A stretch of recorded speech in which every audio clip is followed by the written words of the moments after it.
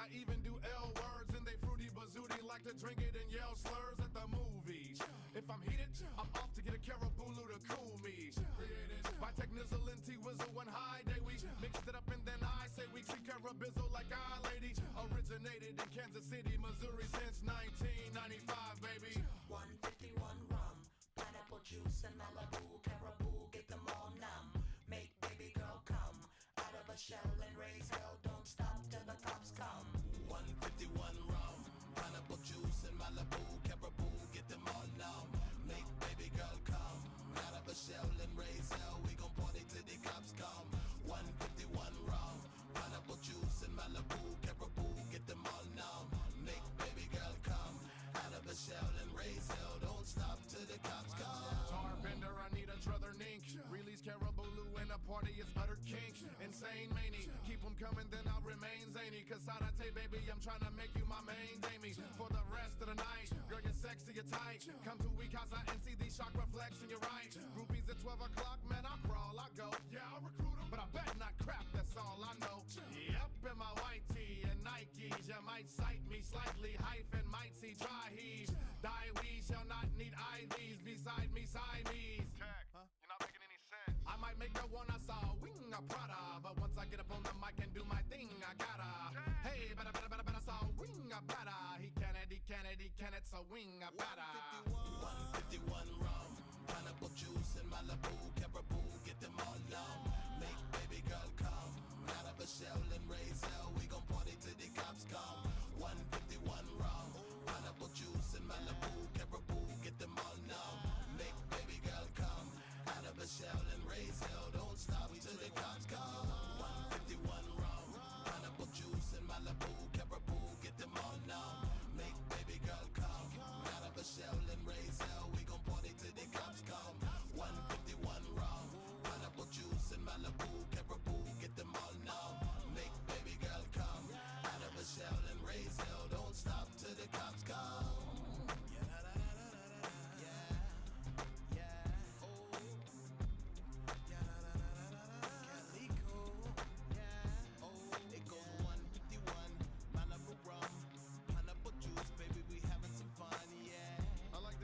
Shout out to Carabulu, cause I drink it, but they ain't paying me for it.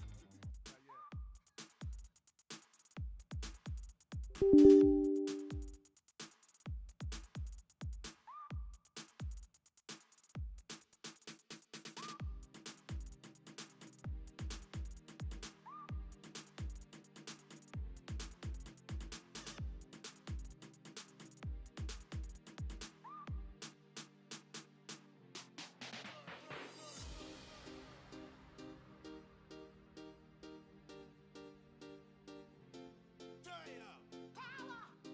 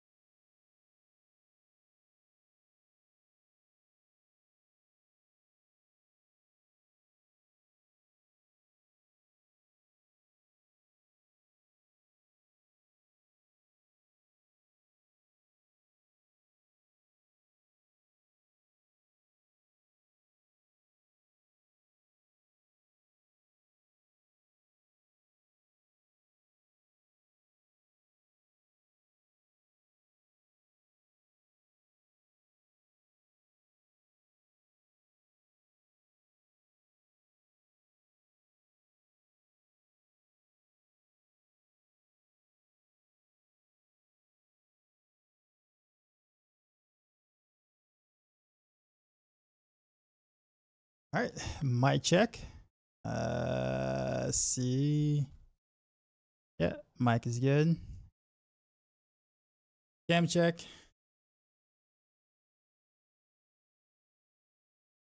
So, all right, so we're live on YouTube apparently. Okay, I think. Or not. I don't know. Are we?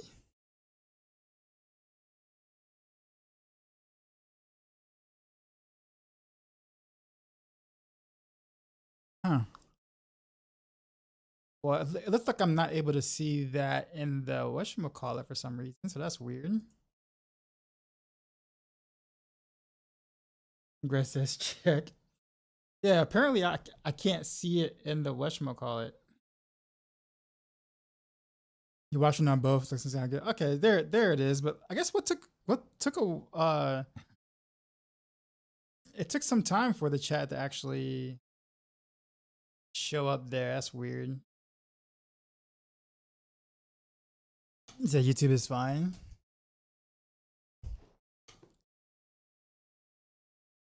Okay.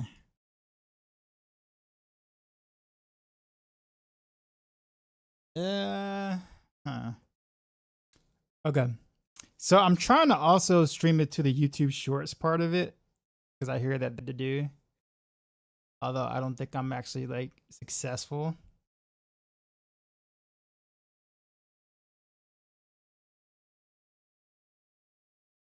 It's actually showing up as something different. Hold on. What's in this? Oh no, can't do that. Okay, I'm gonna have to exit out of that. Okay.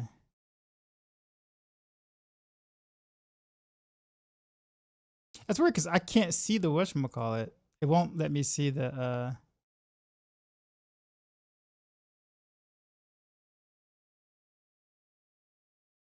okay, now it's saying it's connected. Alright. Weird. Let's see.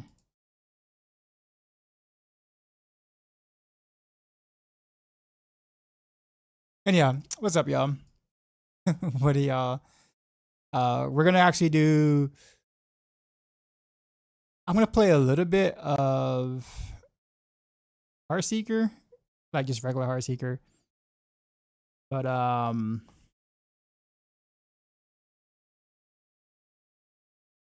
we're gonna segue into trying to figure out what's wrong with rapid fire.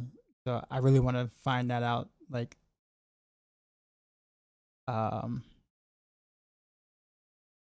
but yeah, Actually, my new canvas isn't really activating like it should. Huh. Canvas utility. Yeah, it's not really wanting to do the thing I wanted to do. Okay. All right. Well, you guys say YouTube looks fine, so we're gonna move on then.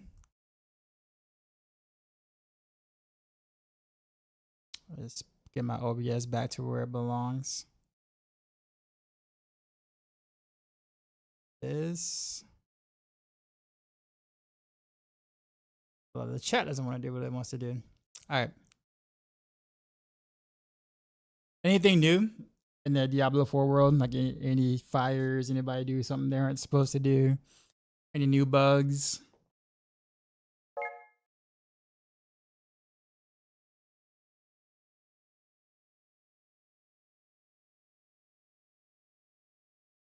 On other news, though, we got what? Golden State is out. Just very unfortunate. The Dead King was going on.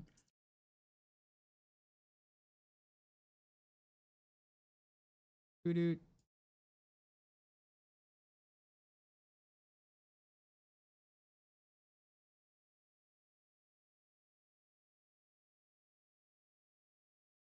Actually, not one to do the thing.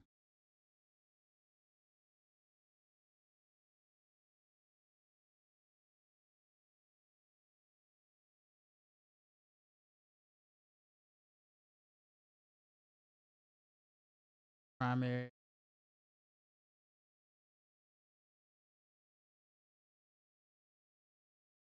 This vertical.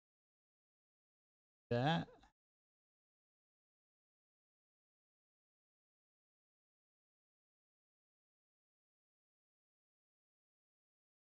We're gonna just not do that. The other thing, then gonna exit out of that.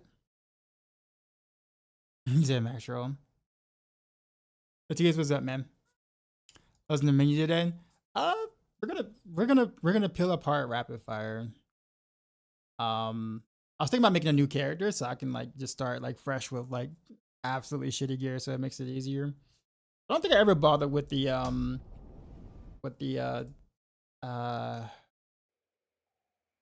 consistent tool, because for whatever strange reason I couldn't like get it to like the damage variation thing. So I'll be playing with that tonight too as well to really strip apart rapid fire. You wanna know what happened in rapid fire? I think you were here for that, weren't you? Or you were here when like I removed the ring and it was like considerably better. When we was doing some close quarters combat shenanigans. Yeah, so I think there's more going on with that than just that. So that's what we're gonna do. Oh, I guess because it's directed at Blizzard. Fair. That is fair. Oh, you know what I don't have live right now? Mix it up.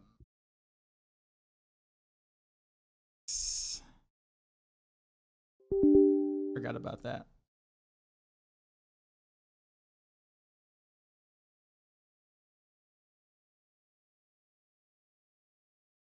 Oh, that part is live. That's so weird why I can't see it on my end. That is so odd. Okay.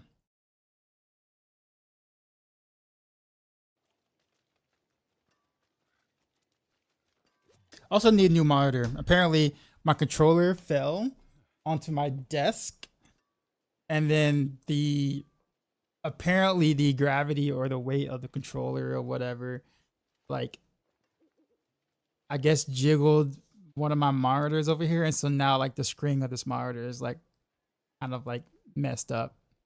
The lighting is like all messed up for some reason. I mean, it is a very old monitor, so I get that, but man, what a way for the monitor to kind of go out.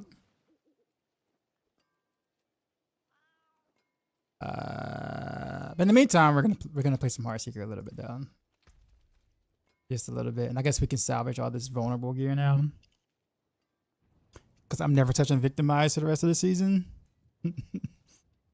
So bad.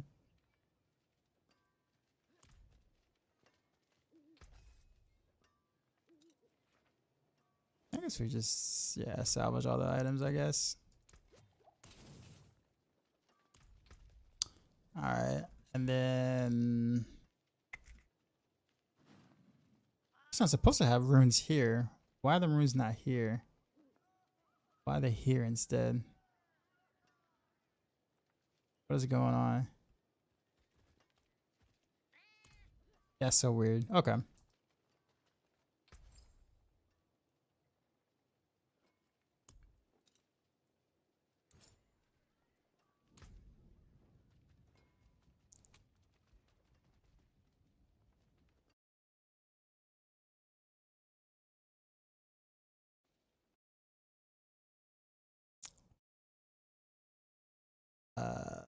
What's that?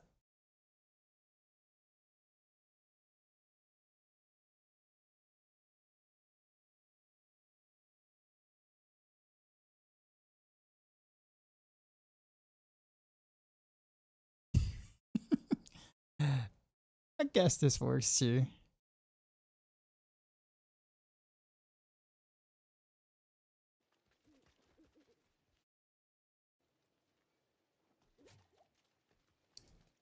All right, so what do we have here? We had Neo Cax, right? Although I guess Puck though is actually fine too.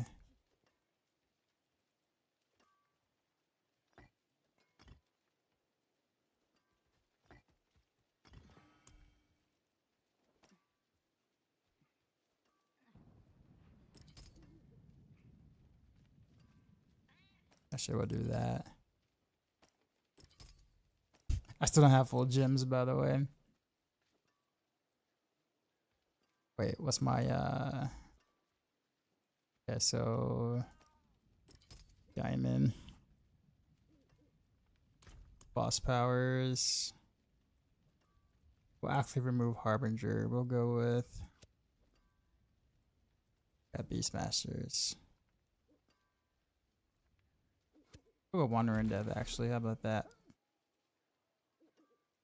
Brass Flames there. Yeah, we'll do that. And we'll actually get rid of Beast Knight. So I guess as long as we activate it, so we can just activate it with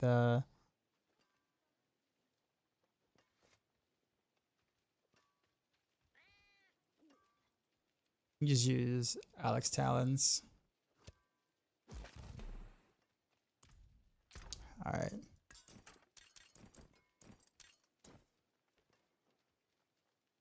What exactly this means, your critical strikes that overpower deals 60% increased damage. Is it important to have critical strike damage?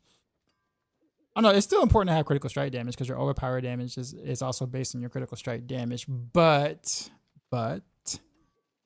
that what you're asking for is really only really important on overpower builds. So it's not like something that you want to take on like any build.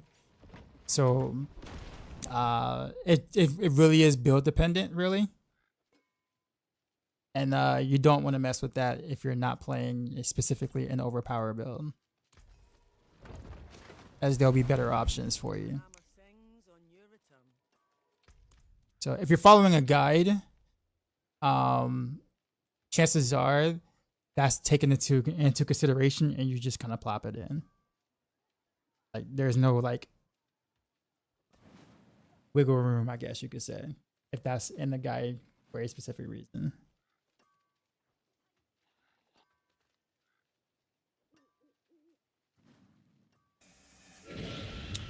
Appreciate the follow. All right, we're gonna play with some Heart Seeker, but we're gonna do I hope I have it. Come on, tell me I did save it. Come on, I know I saved like one of them. Come on. Don't tell me I didn't. Don't tell me I didn't. Not a single one? No? I swore I had one. I swore I kept one. Not a single crown, I see. All right. I might actually have to do some awards. Dude. I legit thought I had a crown.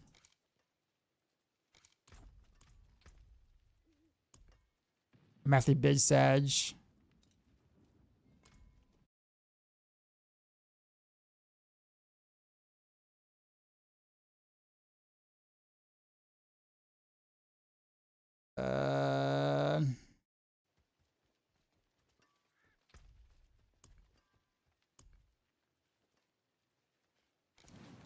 That bad there before I do that.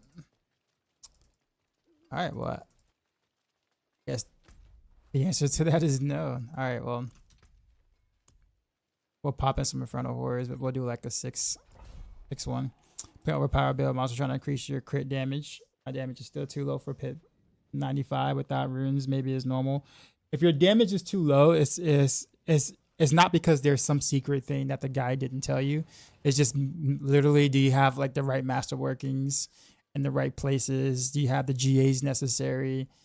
How high are the unique rolls on the pieces that you have?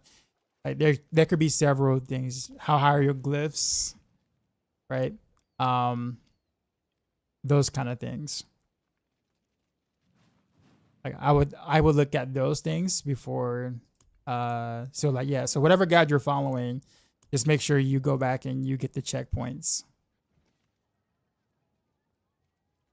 And chances are, again, you might be watching a video of someone doing so, oh, this guy's doing such and such at this speed or whatever, but you must also take into consideration that that person probably has like GG gear, right?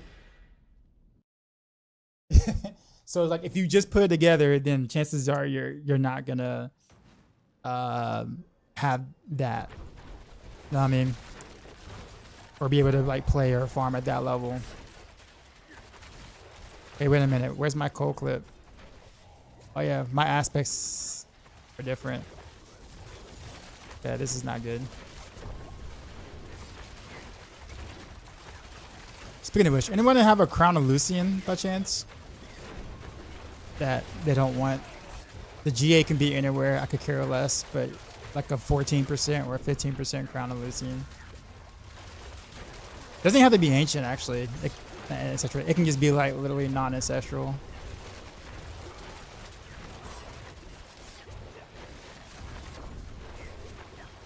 By the way, I forgot my cold clip, so missing out on a lot.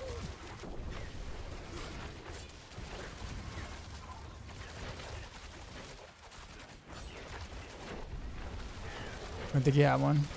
Yeah, I doubt many people saved it because obviously it was, you know, disabled or whatever. So it's kind of like, don't looking much a build guy. Try to increase as much as possible. Overpower once life, so focus on life. Get anything close damage. Yeah, that's fair. There's just a lot of mechanics in this game that don't work the way that they should, or are kind of hidden from you. So, like, and it's not anybody's fault except Blizzard's. But yeah, the thing is that you really don't really want to. I mean, I know logically you would think the crit damage will increase your overpower damage because you're critting off the overpower is also based on the crit. So like it logically it makes sense to want to increase your crit damage, but that is not the route to go.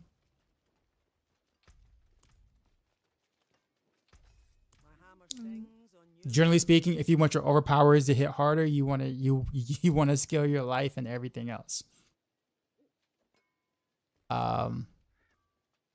In fact, you don't even want to roll overpower. Like you don't want to try to like roll overpowered. Like you don't want to focus on overpowered damage the stat itself either. In a sense. So like, not that there is there. No. So like it's weird. Yeah, my aspects are all out of whack. Okay. Yeah. All right. So where's cold clip.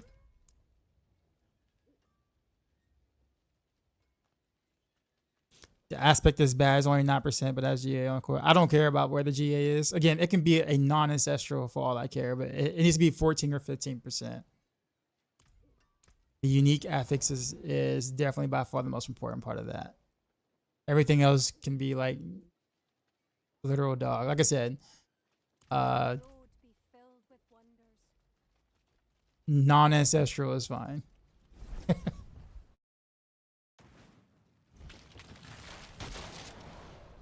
I think, I mean, like I said, I think I mean, most of us did. Most of us like legit just like scrapped it. So I thought I had like 2 good ones. I don't know what I did with them. I think I might have probably like scrapped them myself.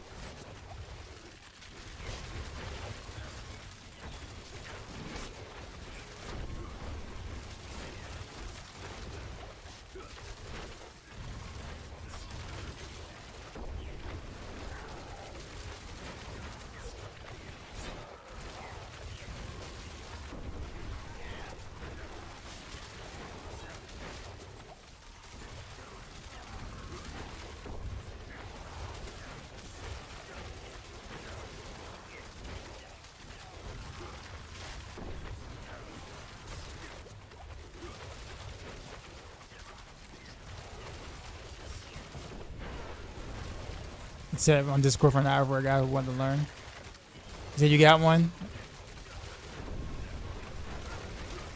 All right, invite me.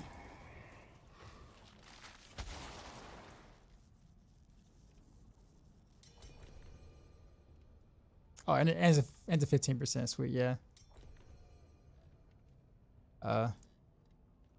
No, is it gonna transfer me out of my front door? No. Oh well. Oh well.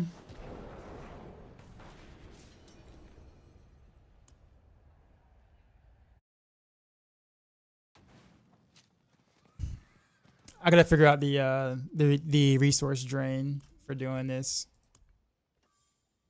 It should be pretty easy, honestly. I can just roll the primary resource on like a weapon, and it'll be fine.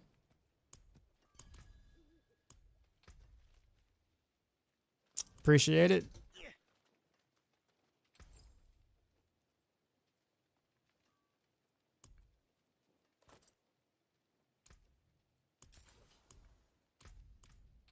Okay.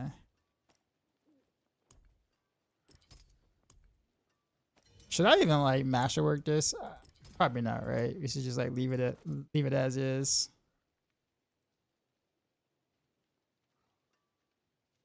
I really don't need any other stat besides that on it.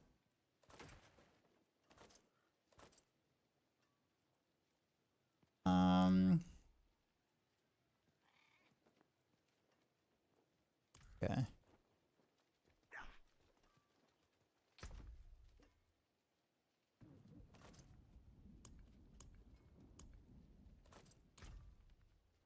Okay. Let's see. I did roll crit damage on this already. Oof. I actually might need a new bow for this.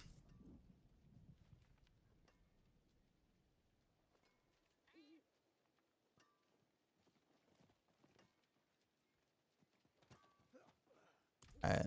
Actually, how about this? We'll just go to Kielbashad. See what happens.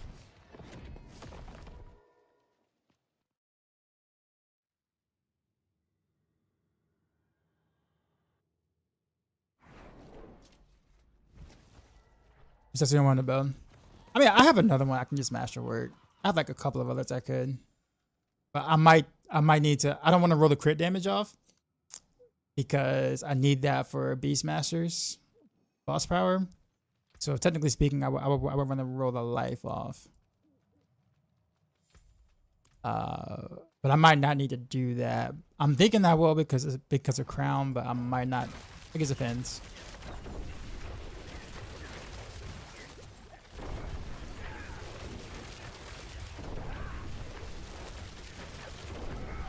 Yo, look how fast my Shadow Clone comes off. That's insane.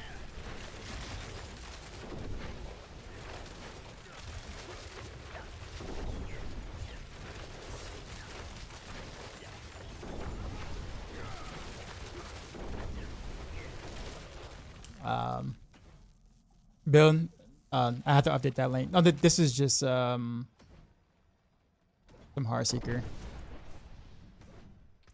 My resources are a little interesting. It's not terrible, but this is on a single target, so I'm able to stay above 50% on a single target, but I might need to go elixir. But honestly, what would like 100% solve my problem is just having that whatchamacallit, having this stat here.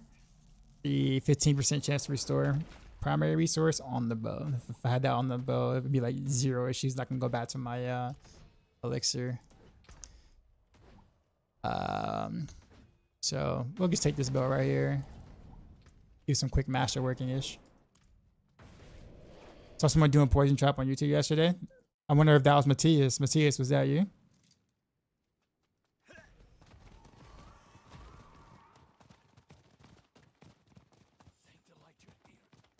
I know Matthias already had like planners and build. Yeah, I figured. Yeah, so yeah, you can talk to the guy right there. There he is. Yep.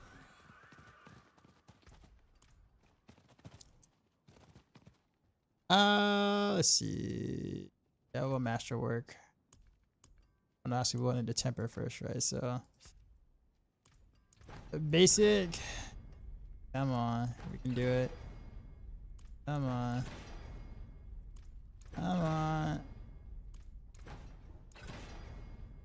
Come on. Wow. 63. Okay, I will take that. I'll take that. Let's see. Oh, it doesn't give me that one temper thing like it used to. It's fine.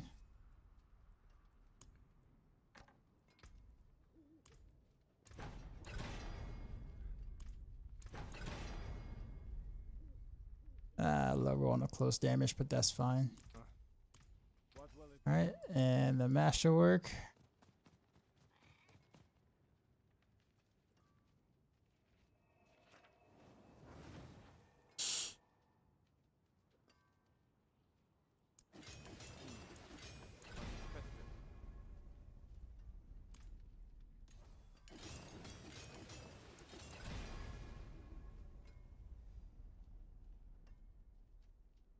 Would have given you the one temper, but yeah, I'm just listening when it reaches 0.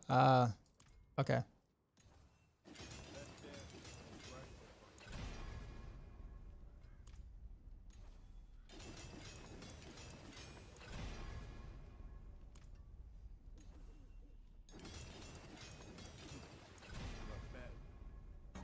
So, oh wait.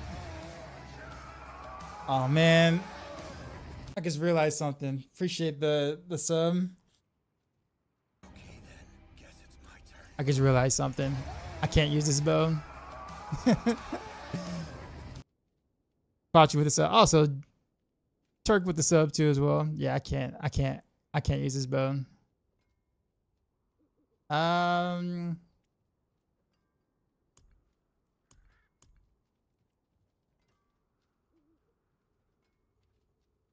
Why did I keep this bow for? It's probably a trophy.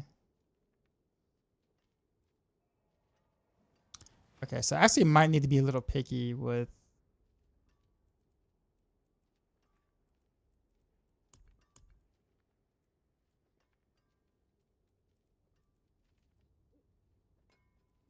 Yeah, I don't know. I might not.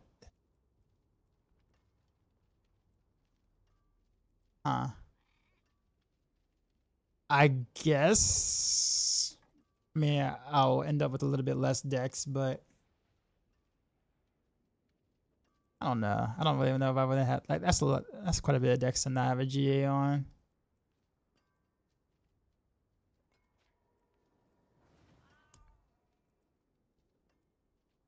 Normally I wouldn't care, but this is hard. Fredo Farm raided my stream with 13 Yo, views. Darkside, we just got raided, son. What is up, sir? You know how we do. Drop my new beat for these new viewers.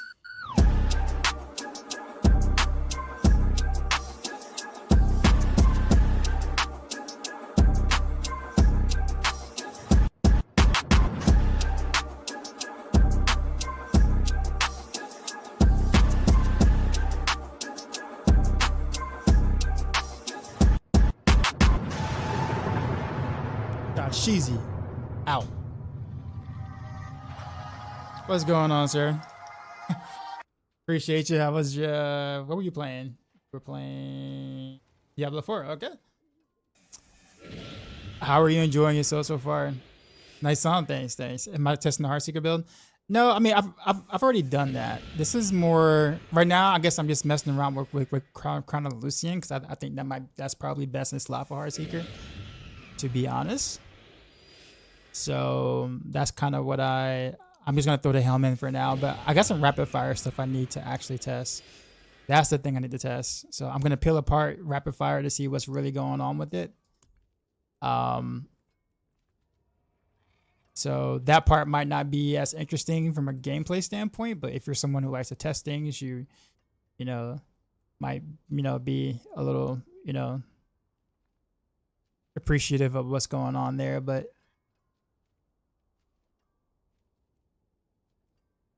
But yeah, in the meantime, I did want to mess with Crown of Lucian. So actually, this bow is actually good. How many tempers do I have left on it? One. I'm not going to do this anymore, so I guess we can kind of keep.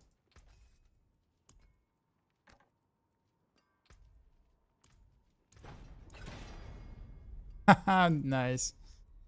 All right. That worked. That actually worked to my advantage. The tempers are quite wild though. So I guess we'll retemper, but not temper, sorry, master workings.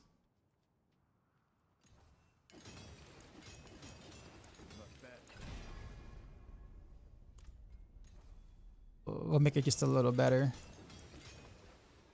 Why is that best in slot for Heartseeker?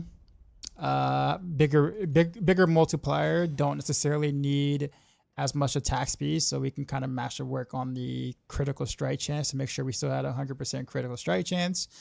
But bigger multiplier, reset the cooldowns faster, means more dashes, more, well, everything, without needing to using Harbinger to do it. So that's why.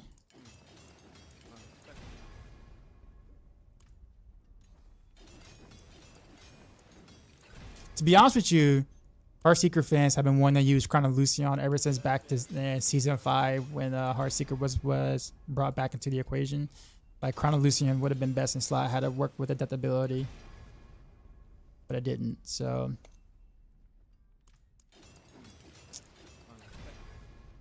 and the reason why we took Kyle the Nameless was because Trick Attacks was busted, but now that is fixed on non-precision builds, Kyle the Nameless is no longer like absolute best in slot anymore. So yeah. Okay, we're gonna just work with this because I'm not gonna waste all my mats trying to figure this out. So we'll just do that. 4G8 Kyle the Nameless. I've been seeing a lot of those actually.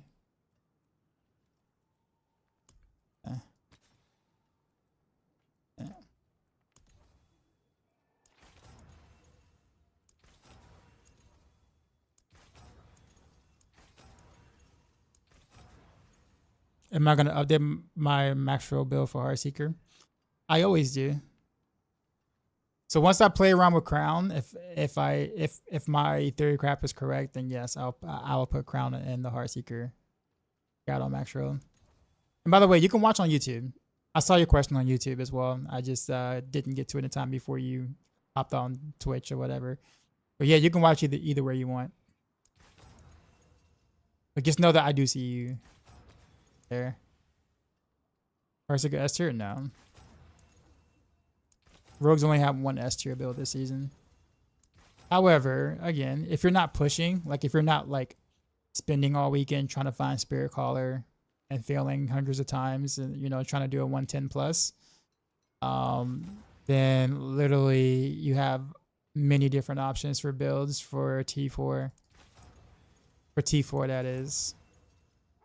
So I guess really just depends on what your goal is. But Death Trap is, you know, the flavor of the month because it does everything really well.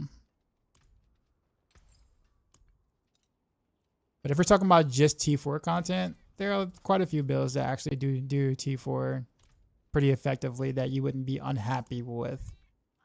But Death Trap just does everything, including the push part. So is Firewall the best leveling build? For Sork, yes.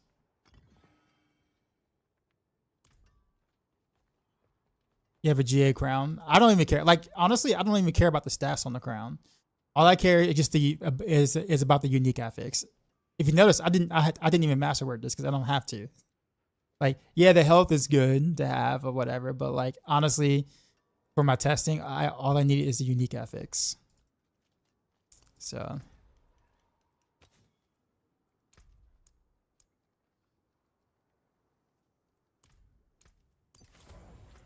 Moonrise. This does make me a little squishier, but it should be fine because we have Dark Shroud in the build, so we're good. We're Gucci still.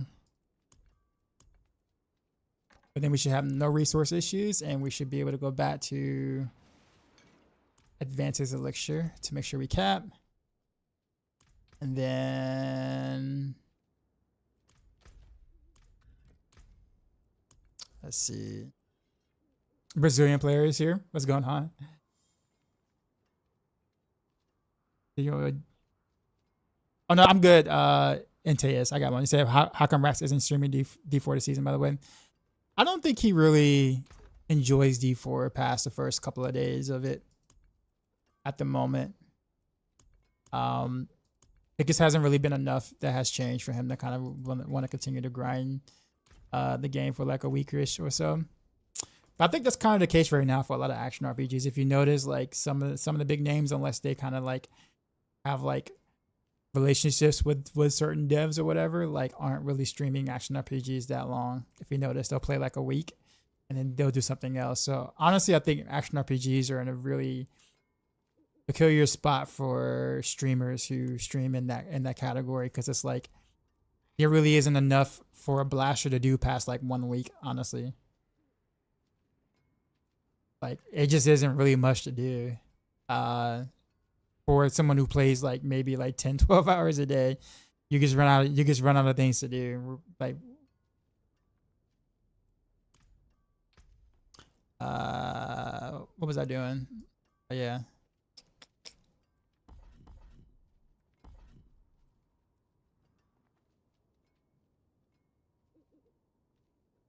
We'll keep that then.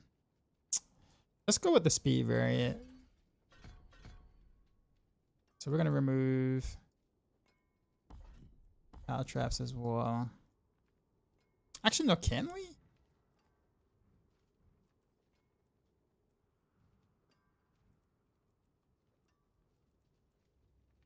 Sure, we can. Get your yeah, we can. We're not running deadly ambush. So we'll do shadow imbuement for fun, because shadow imbuement is fun.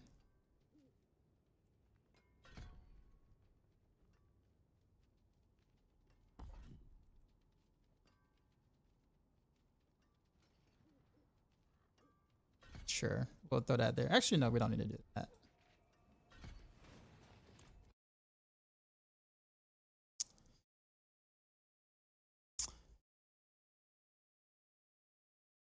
Leading to toggle to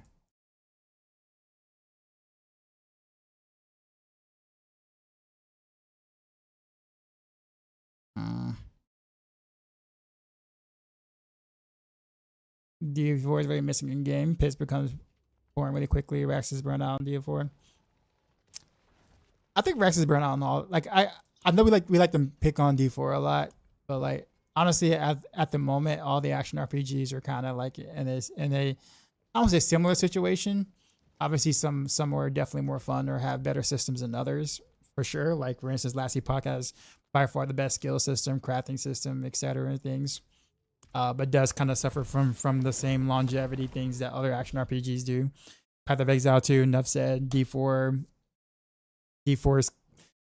in-game content is horizontal and not vertical progression. So like serious players like are done with the game in 3 or 4 or 5 days roughly. But no reason to kind of go back and play. So like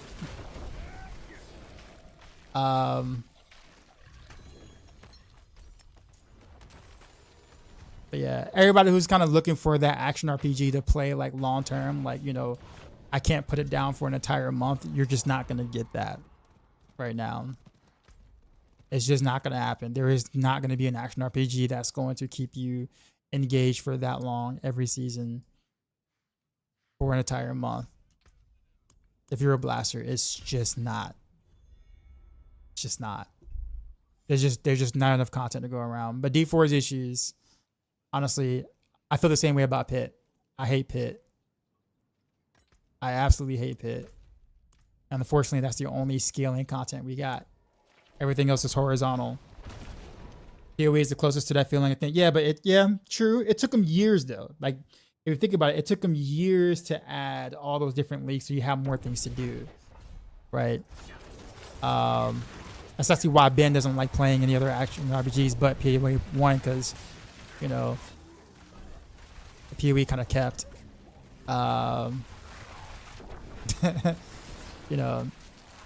they would add lead mechanics and then keep the lead mechanics. But if you play PoE like years ago, like the first couple of years it first came out, it was also very dry and bare bones, but it was the closest thing to D2, so people put out with it. And then over time it got better and better and better, right?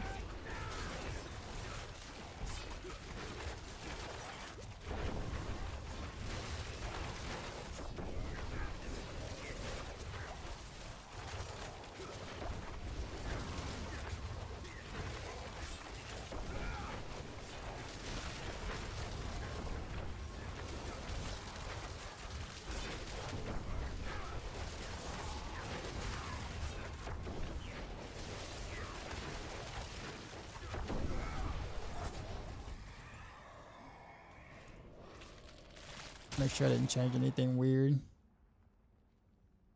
No? Actually, I probably should have some points here. Where can I get some points from that? Yeah, you can move 1 point there.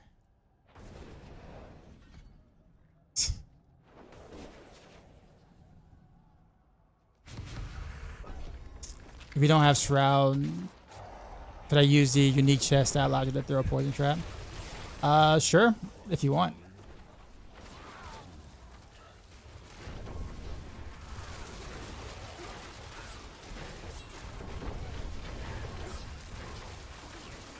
You can kind of throw anything in there, honestly, until you get Shroud. Depending on the build, that is, though. Let me rephrase that. Depending on the build that you're playing.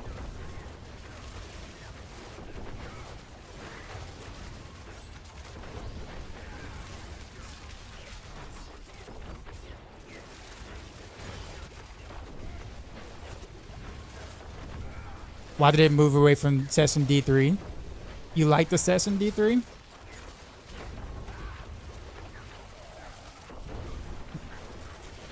Your action would be last epoch skill system, PoE map system, and end game, and D4 graphics. I honestly think D4 has the best combat of all the games too, as well. Combat feel.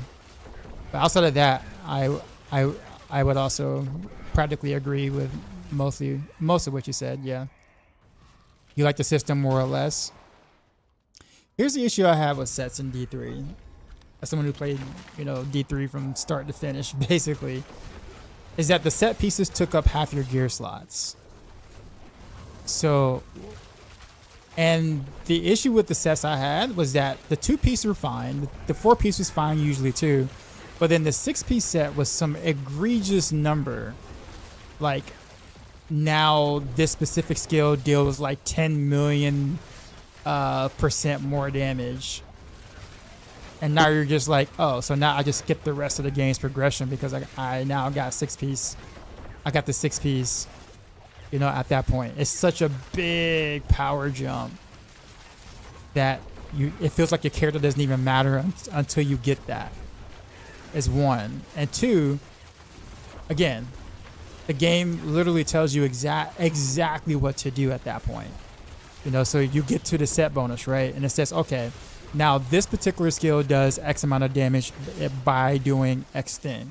Okay, well now you're stuck having to build around that skill, and that skill set took up half your gear slots, meaning there's very little creativity you can do.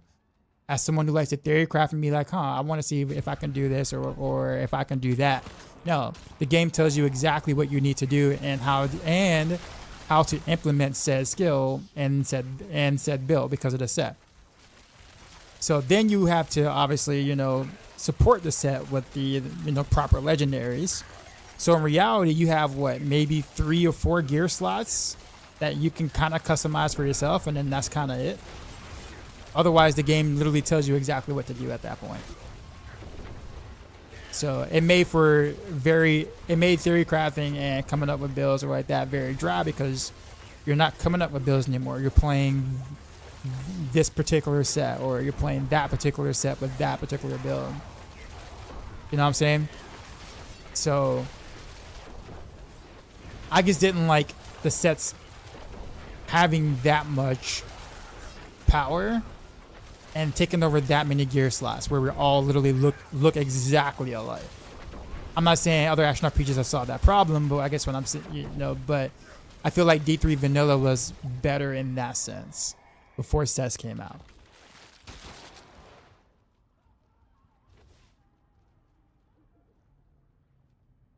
What was another thing about the sets that I didn't too much care for? Actually, I forgot what I was gonna say. Oh yeah. So think about the the sets I did like. You remember Captain Crimson set and the All Gale set? Do you remember those sets or whatever? Like those sets were good, like really good. Why? Because they only took up 3 slots with the Warrior Ring, of course, but 3 slots usually. and they didn't give you like some insane amount of like you can't live without this power. So Augils was balanced, and so was Captain Crimson. And if that came to D4, I'd be fine with that. But the 6-piece sets can literally go to hell. But yeah, I'm cool for like Augil based sets or Captain Crimson based sets where they're like they augment your build a little bit, but they aren't the build.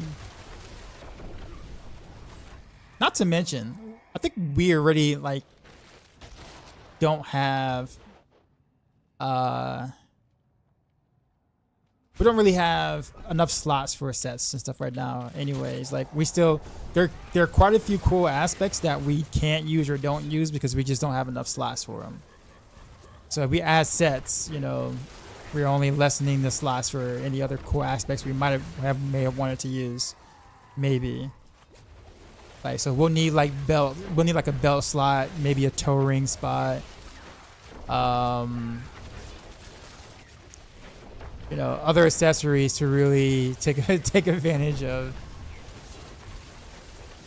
that.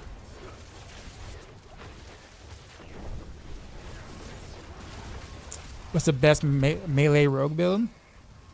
I mean, technically speaking, Depth Trap is technically melee. What do you consider melee?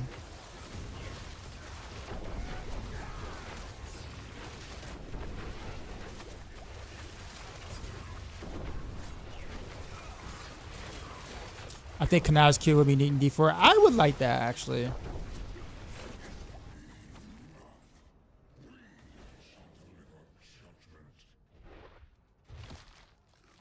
I need to like triple check my stuff, but like I feel like the armory kind of messed something up.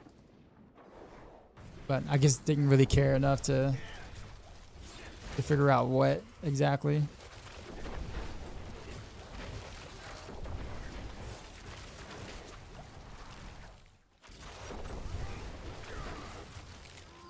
Like hitting with swords or daggers? Okay. Alright, so you mean like a cutthroat build. You actually got...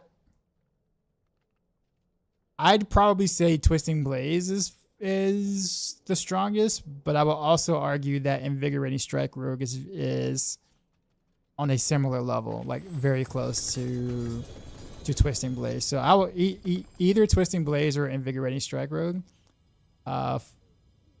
Flurry, you're not necessarily hitting them with a dagger or a sword. You're like fanning out the knives or whatever. But if you literally want to stab something in the game, that is, then Invigorating Strike Rogue or Twisting Blaze Rogue. They both will pretty much achieve the same thing. They could bring 3 or 4 piece sets and let us still add aspects to it. I think the thing is, Grandma, is that like if you do that, then that means sets are a must have at that point. Like, sure, I guess. I don't know. I personally kind of like when personally for itemization, I like when there's choices. I don't really feel like there's much choices in D4 either at the moment. But like the moment that we add sets in, it's almost like you're replacing a must-have with another must-have.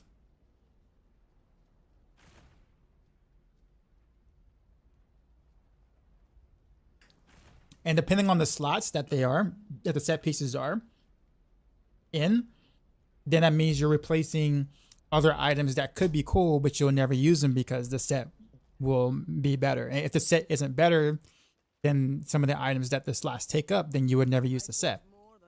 So now we're kind of back to, I won't say square one, but here's the thing. How about this? I think I said this before. Instead of like wanting to add set bonuses or sets to gear, why don't we add sets to Paragon? Because Paragon is pretty bland, don't you think? Why not have like set glyphs or whatever, or set legendary nodes, or set rare nodes or whatever that we can take, you know, and those kind of things. Why not like do set bonuses that way, since the Paragon board is so bland and boring? Imagine that.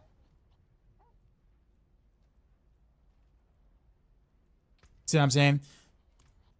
So instead of taking away something that can be cool here, we can just add to the Paragon board and make that a lot more interesting with sets. Or set ideas, I'll put it that way. Alright. So there's something kind of weird going on.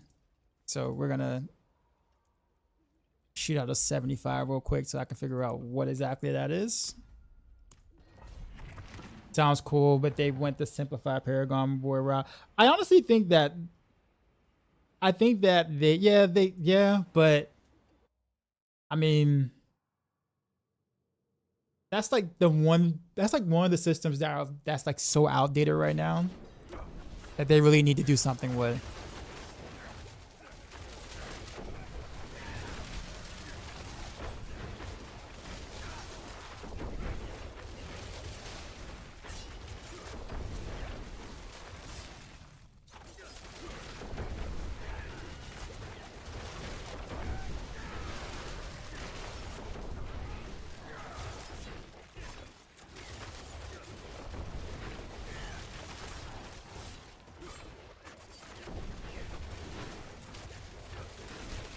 I'm gonna have to switch out of my T4 build for this. I don't have enough oomph to do the speed farming variant for the 75.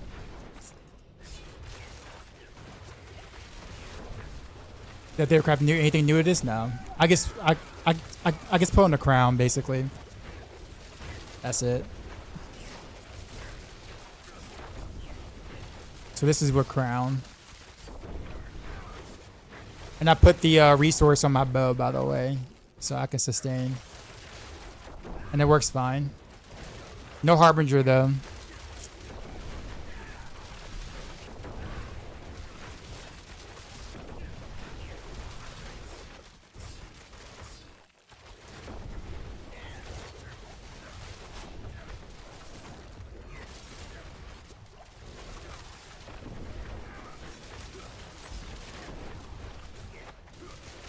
How do you feel about Wandering Death Beam instead of Harbinger?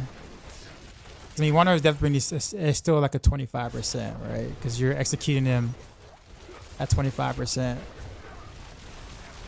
As long as you have a boss power, that's always on. So I took the Alex Talons or whatever. So because they're always got the dot on them, so they just execute when the dot finishes or when the dot's on them. So not as high numbers, obviously, but you know they just pop once the dot hits that threshold. I probably could get away with running Harbingers though.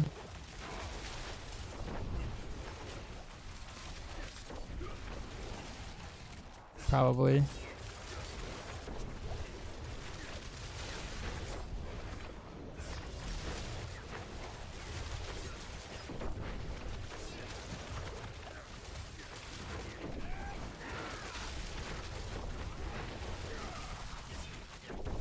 Which did you like better though? Did you like the crown better though, in general?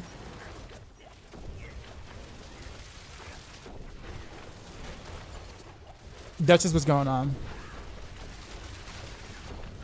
It says give me like does it feel crystals after a salvagement? He'll take it. What up, Gilvates?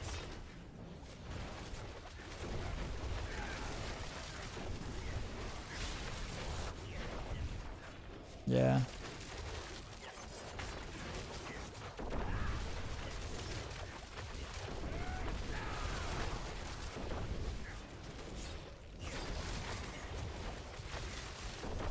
Yeah, but this is like a horrible run.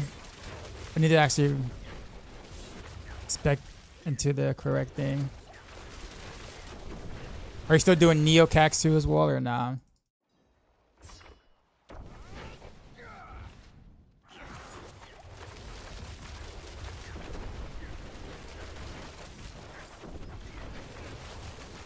Same as before? Okay.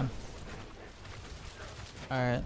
Well, let me actually jump into the real setup then for this.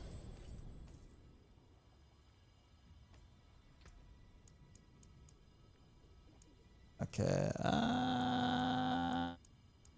Let's just take our luck with turf, I guess. What I think about aspects being tied to gear slots instead of gear.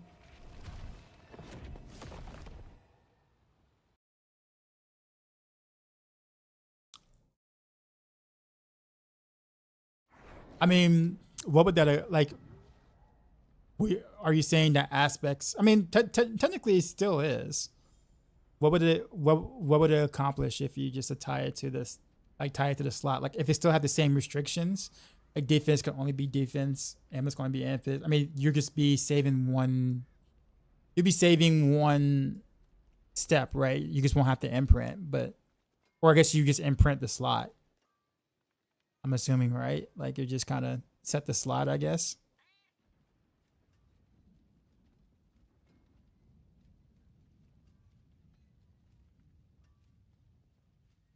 Oh, you mean like fireball could only be on hands? That'll make multi-skill setups better. How shall I guide my hammer? You don't have to print out sandwich agent gear, maybe customize gear drops more. I don't know how that would change the gear slot stuff though, or the gear drops stuff. Because I mean, you just kind of just remove the aspects from the gear, since you would just tie them to the slot itself. So instead of just seeing it on the gear, you'll see it on the slot.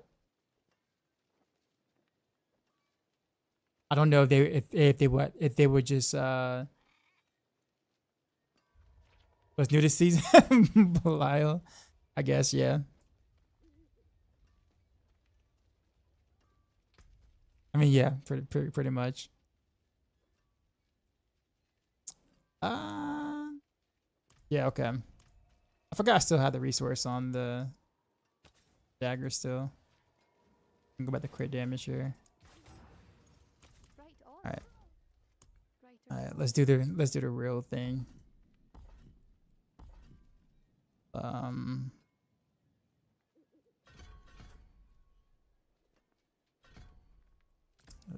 Grab there. Then cow traps, yeah. There we go.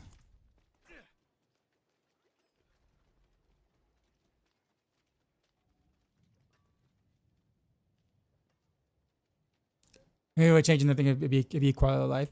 I mean, I'm definitely not against it. I guess it's just, or I guess if you think about it, you know, if they had nothing else to do, sure. But considering that there's quite a few things that this game definitely needs going forward, I would personally like to see resources be spent elsewhere. But if they want to go back and like go, hey, you know, how about we do this instead of that in the future, then sure. But I feel like there are some really important things they need to hit, like as of like right now. You know what I mean? Although that it's not a bad quality of life, but there's some things they need to do first. Other isn't Dex GA better for the amulet slot? It is. I just don't. I mean, this is by far the best amulet I have. So, but if I was able to do, you know, GA Dex for the finesse malice, I would have did that. But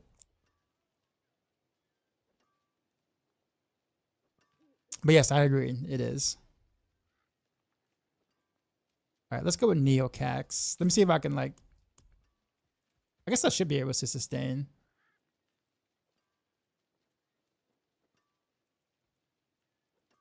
I don't know if I actually have it. Do I have it? Still.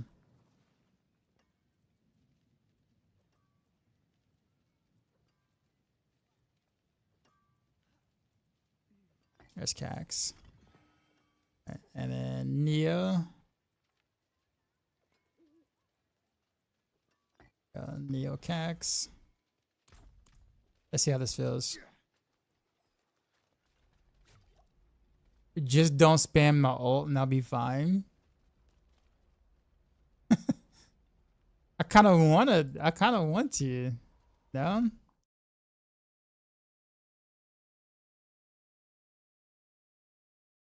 Get that perma unstoppable or whatever.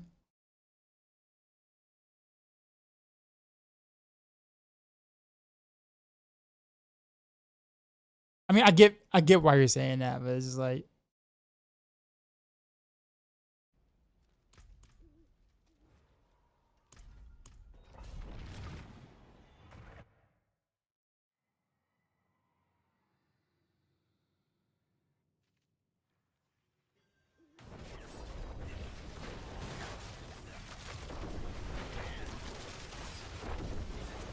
all right, well, you're not wrong.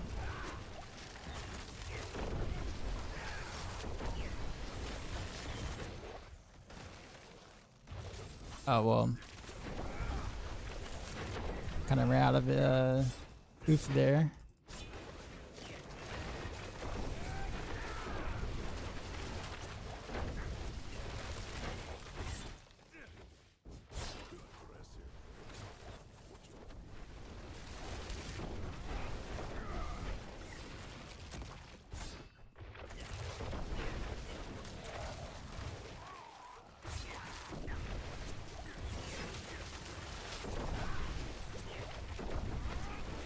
Yeah.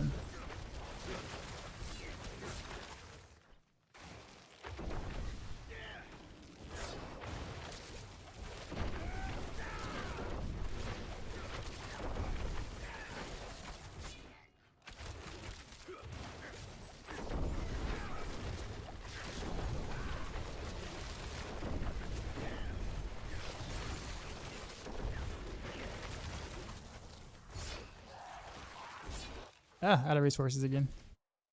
It was somebody running a Genji KK. I guess that's fair, yeah.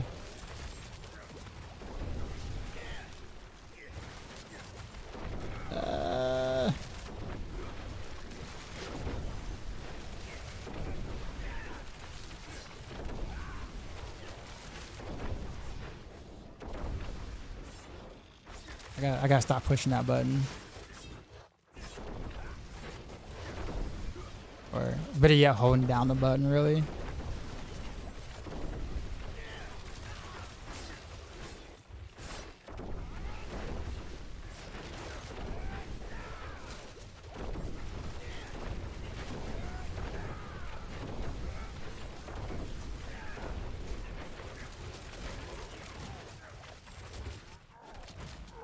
Yeah, alright, so I definitely feel the running out of energy part.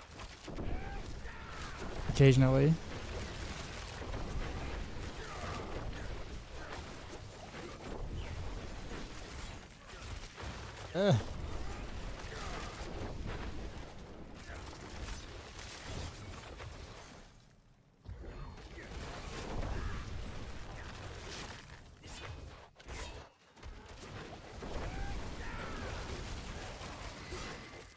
You're not running a resource elixir, are you? By chance? Not that would really matter here.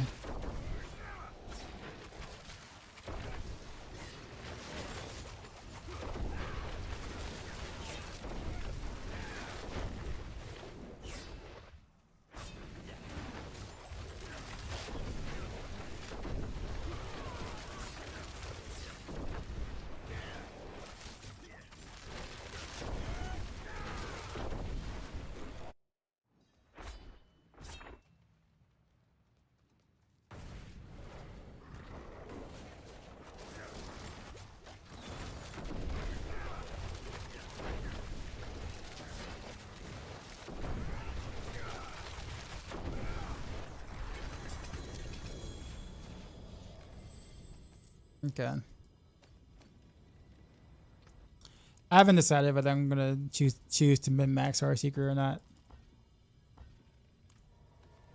I kind of want to. 7 haven't found an amulet for your build. What build are you playing? Or what build are you trying to play? Minmai, what's going on? Happy Friday. Same to you.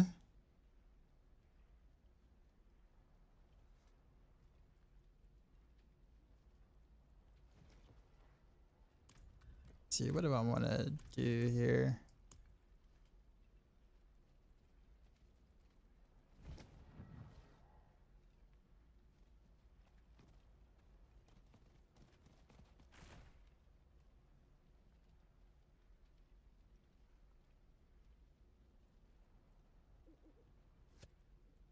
I'm curious. What do you want her in death?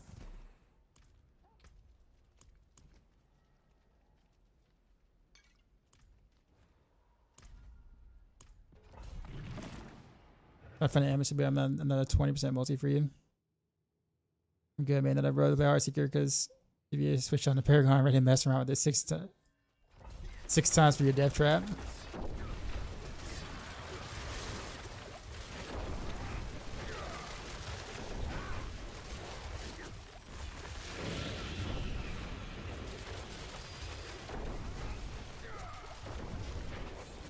I wonder if the execute has a cooldown.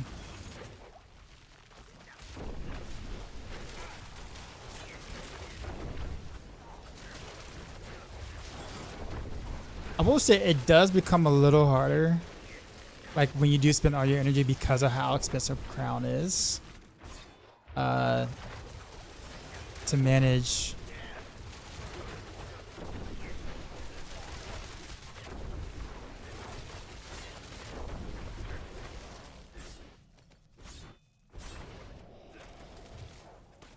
Honestly, I really wish we didn't have to use Clone, man.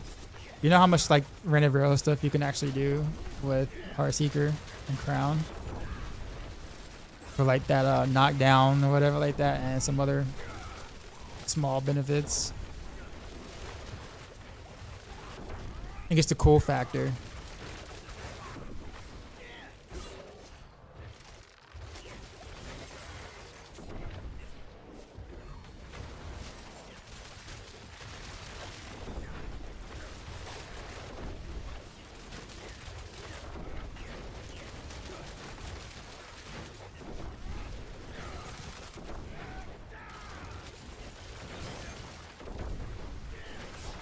Yeah, but Cax is so strong though. It's kind of hard not to use.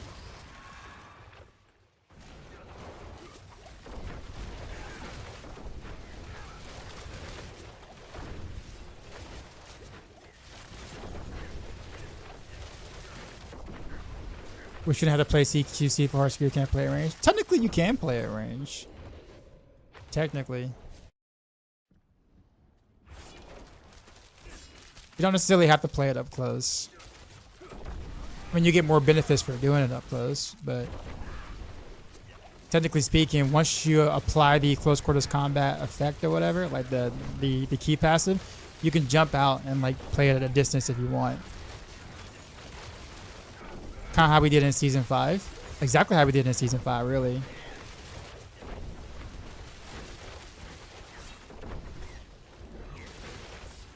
However, I will say this though, because I think not a lot of people actually realize it though, but like in Season 4 with Victimized, technically speaking, we were still kind of playing Heartseeker pretty up close. If you wanted to play the most efficiently, you'd play it up close.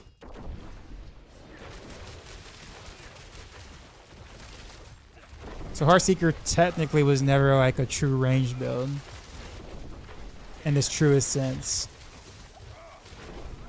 However, you could shoot from a distance, but it was never the most effective way of playing a Heartseeker. And you could still do that now, but yeah. But because Heartseeker doesn't have, you know, 2 more commas and about 6 more zeros, you know, it's not gonna get the play.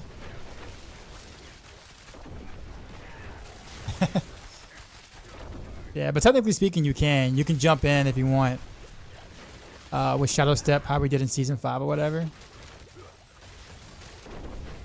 Actually, yeah, you can jump in with Shadow Step, cast a Heartseeker like that, kind of dash out or whatever. And then literally just play it that way if you want. Peach, what's going on?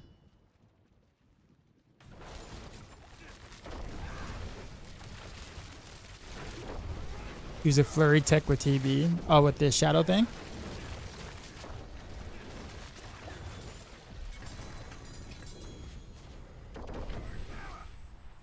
Oh, cool.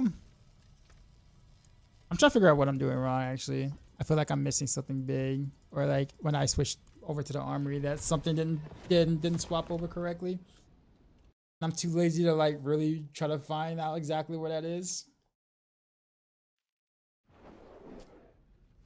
I'm getting bored. I'll finish the event, but after that, you'll be done for the season. Yeah, I mean, I'm playing some Heartseeker now with Crown and Lucian, but the idea of the stream today is to test rapid fire, like peel it apart and test rapid fire. That's kind of the point. But I also know that when I do, and then you know we may or may not find what's wrong or what's happening with it, then like I kind of really won't have much else to do for with the season. So I'm a little worried that I'm gonna like be like, all right, well, I don't have anything else I really want to do besides maybe some min maxing, but that's really about it.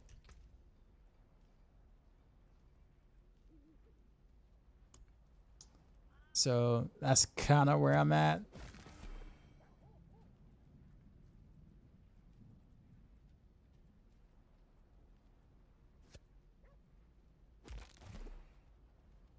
What made you choose crossbow for Heartseeker? What do you mean? I'm using the bow at the moment. Originally, earlier in the season, I did have crossbow for it, not because of the vulnerable, but because of the fact that if you don't take into account boss powers, Grasp of Shadow has a 1 second ICD, so basically the clone that comes from it, you know, you can only proc it once a second, which technically makes crossbow slightly better than the bow because of that, because you can't make it come out any faster. So having that clone hit a little harder makes crossbow like teeny weeny bit better. However, bow is just gonna feel better. Not only that, but also you kind of need the crit damage for the boss power. So bow definitely makes more sense this season. Do I play any other action RPGs? I played PoE 2 for about 200 hours. Play a little bit of Last Epoch, not much, but most of my Last Epoch experience was before launch, like the patch before launch. I haven't really played it much afterwards. Usually the time frames in which the new season comes out is usually conflicting with something else I really want to do. That's big.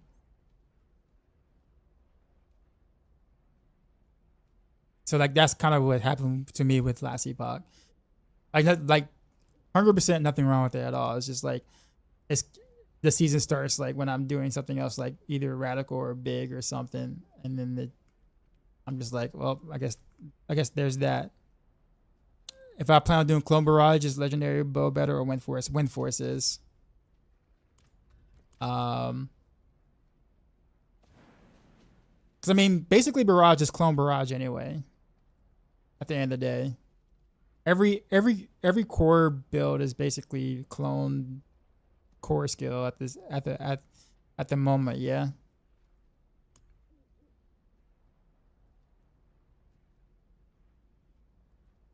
Yeah, blame. Yeah, see, yeah. I don't really think that's really worth. I mean, if you just want to see bigger numbers, sure, but that's really about it. I don't think it's more efficient.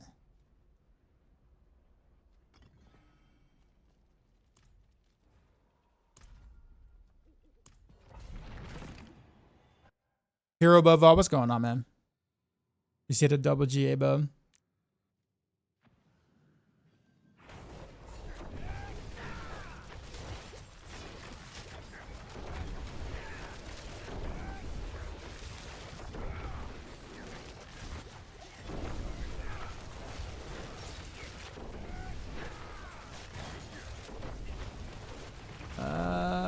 Wall.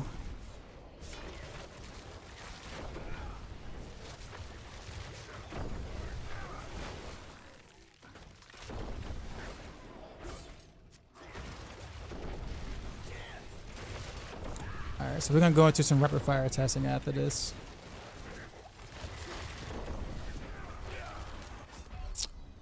that killed me.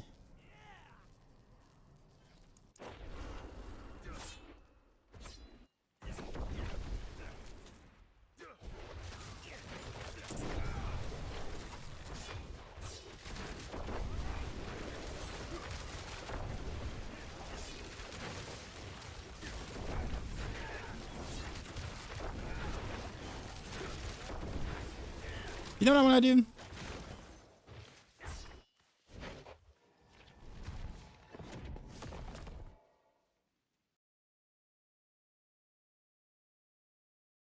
He knows I'm doing poison. Oh no, this isn't the poison build. I had the trap for the buff. That's about it though.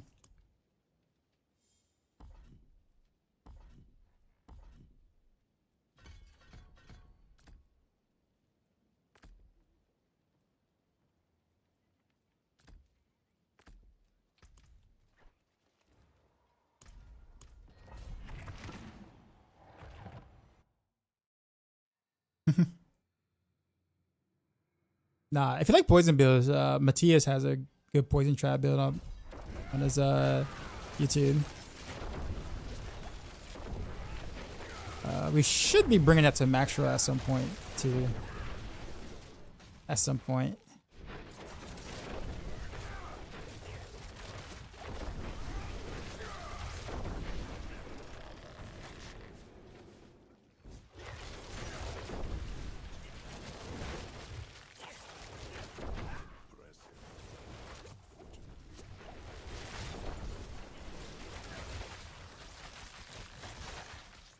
Yeah. I keep killing the people I'm trying to teleport to, so it's not really working out to my favor.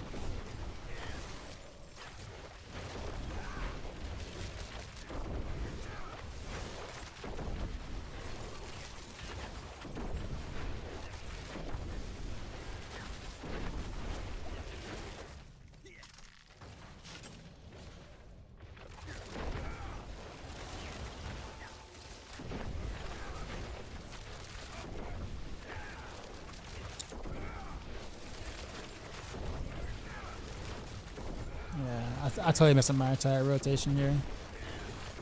But alright.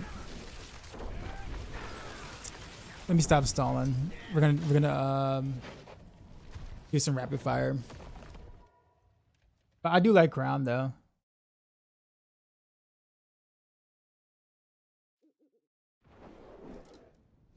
And the fact that we can just roll the primary resource here to kind of cover all the resource issues actually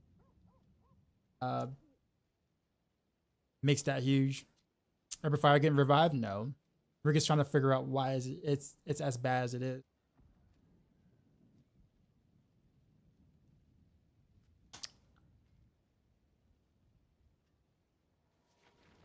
I'm down 75, you look considerably weaker. Oh yeah, I'm sure. Sure of it. Like my Heartseeker gear is okay. It's okay. And I don't have the master workings nowhere near the right spots. So, but nah. That's why I kind of live vicariously through you, because it's like I know you have a stronger setup for this already.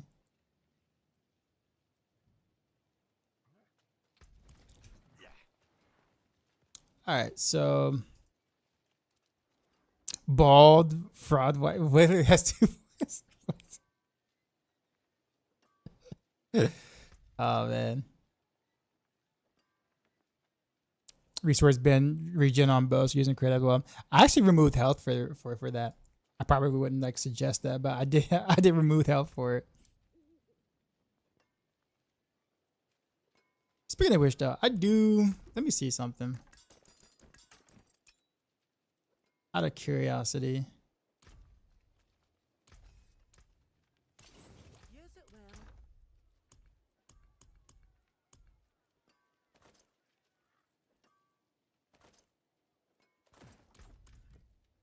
I'll look about the dash. I really don't like Poison Trap at all. And I hate that it's so necessary now because they decided to put a 20% multiplier on it. So it's kind of like you have to. The one I write down. Yeah. Well, that explosion did. I mean, that explosion does do a lot of damage, but usually I'm able to tank it. But yeah.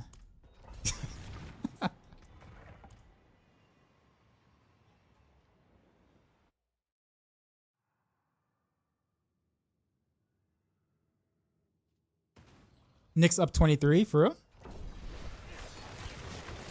Like for real, for real.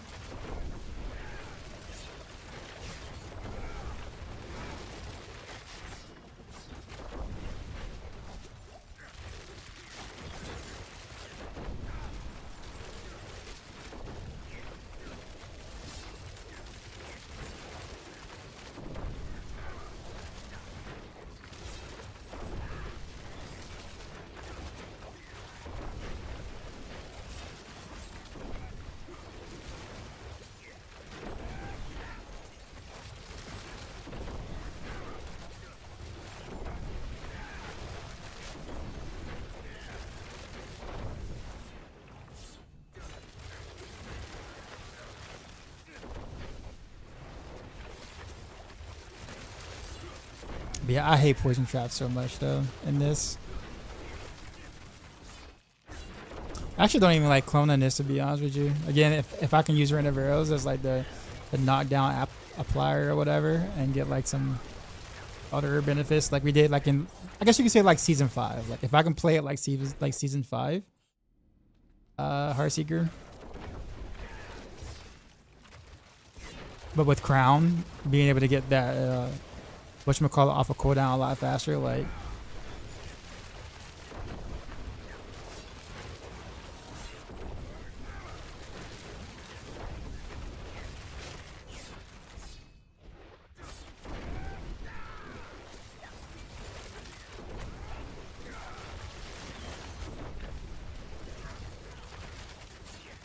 you relive Season of Blood. What'd you like about that was season 2, right? What'd you like about that season?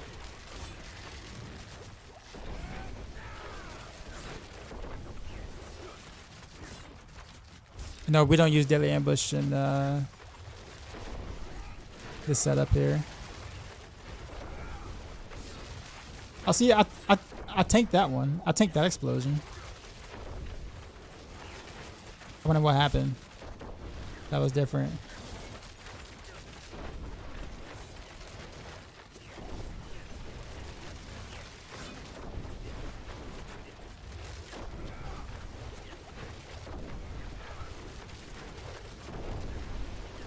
Summoning the Hellborn in season areas. You like that? I was kind of cool with that, actually. I actually prefer the Hellborns and the, you know, at the end of like AOZ than the bosses that we have, to be honest. For Pit.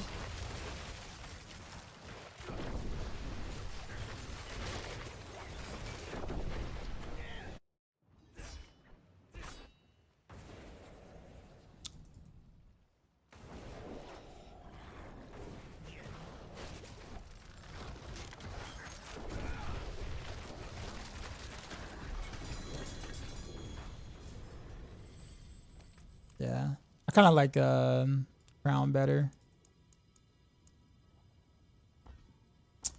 And Crown it is. Which Ballista said evade or mobility skill. I keep forgetting to evade. There's a lot of things. There's a lot of conditional rogue skills that are just annoying, like absolutely annoying. Like having to push potion for damage, having to hit evade for damage. Like all those yeah, all those freaking like, you know, jumping through the hoops just to get some sort of like just to get like any sort of any small type of damage. Like just to be relevant, like just for your build to be relevant, you have to take all these conditional damage stuff in the skill tree. What up, Dread?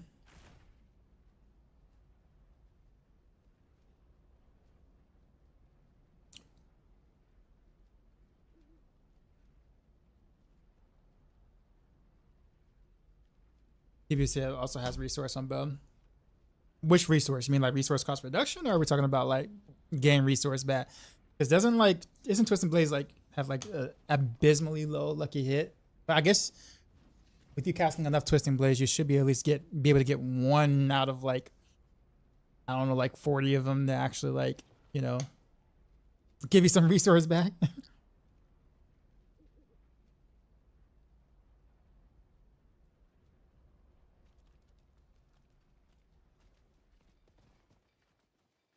This one's considered my. Oh yeah, well back before they nerfed it, right? Because wasn't Crown giving us like 125%? Was it 125% per? No. I'm sorry. It was. What was it?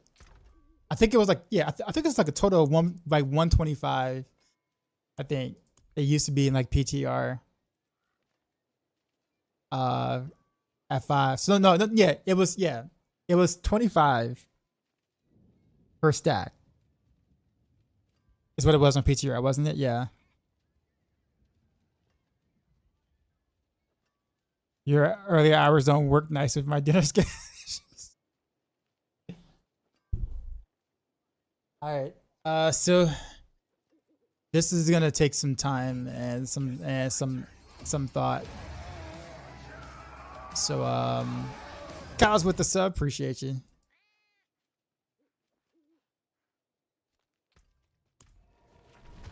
pretty sure the PTR was giving resources back also. I'm pretty sure it was also doing your taxes and everything as well. It was the helm that solved all issues. I inspired you to play again the other week. Oh, cool. Well, I'm hoping you're having fun.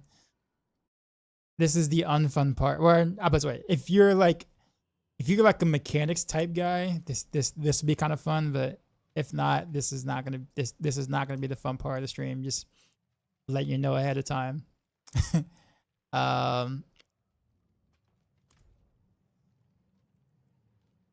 So disable player damage variance.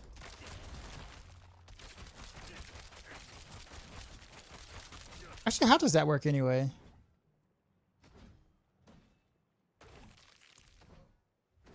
Do I have to do like a different dummy for that, or? I haven't actually messed with these two things yet.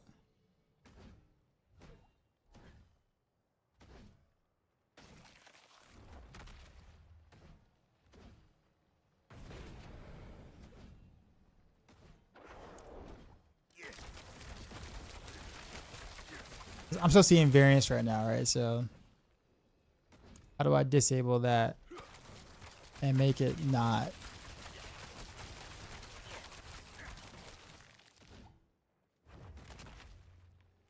I don't play Heartseeker again. Heartseeker's a fun build. I really totally disable having Poison Trap in there though. It just kind of, the vibe kind of changes because it's such a fast moving build when you're able to like add this and either Shadow Step or Teleport Flurry. It becomes a very fast moving build and skill like that. But Poison Trap kind of like makes it feel, I mean, I guess for a T4 farmer, you don't necessarily have to have Poison Trap. Man, you get the knockdown, you get the 20%. The knockdown for the other half of Malice is such a it's such a strong buff.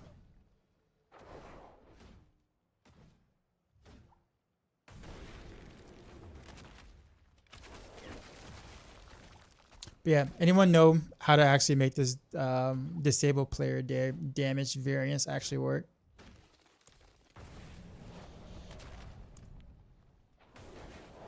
Do I need to make a new dummy for it?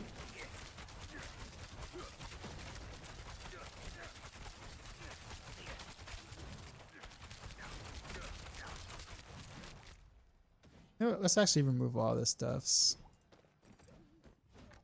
Agent Ava.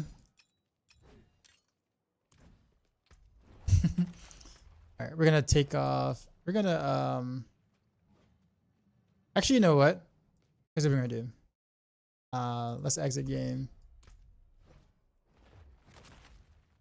Or exit game. We're gonna make a new rogue, get like a shitty bow.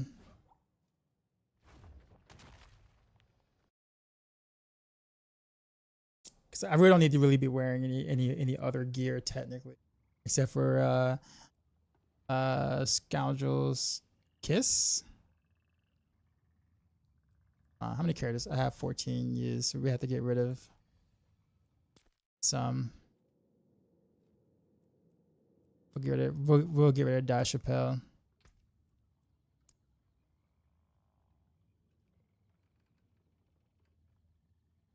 I gotta do the capital letters here.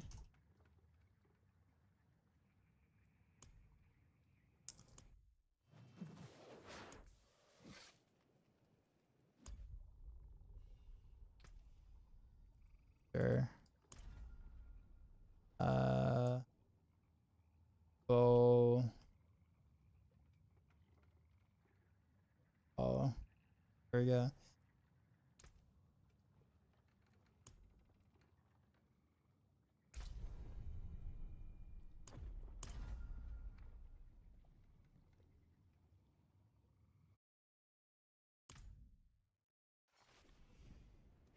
PT is dropped on your foot unless you have the Scoundrels thingy. Scoundrels leathers. So we're gonna throw this here.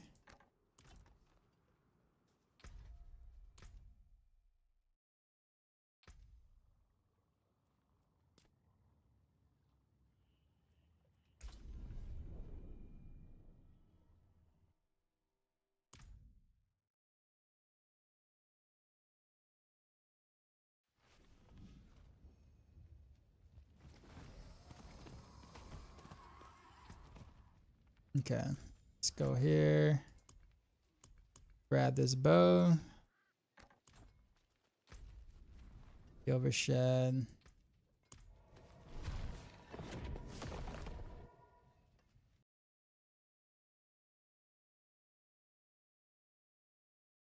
At your feet, Peachy. Yeah, it's up at the foot or whatever. Unless you have the Scoundrel's leathers, then you can kind of throw it anywhere.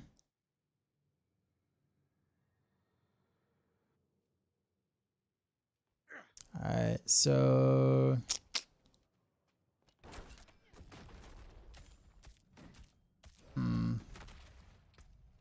actually, how do I dismiss my mercenaries? Travel to the den. Barrington, what's going on?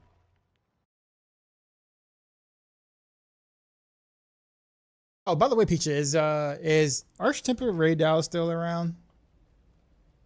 Or is that event gone? Or is that permanent or what? I'm getting the hang of this. Till your next visit. I've always been better at moving on than staying still. Like, I know the event might be gone, but like, is Archtemper Ray Dow still a thing you can just go beat up? Free challenge one is. But like, if I was to just roam the fields, I'd be able to like find one. If it's just you know, at a certain time of the day or whatever.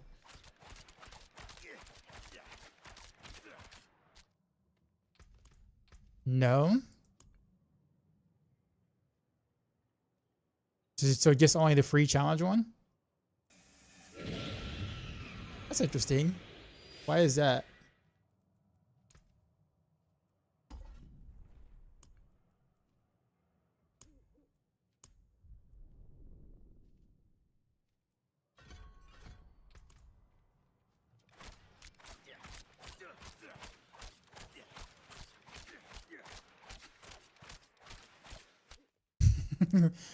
All right. All right, so we're at the very, very, very, very... We're doing 1 damage, guys. Tap power. Okay. Oh,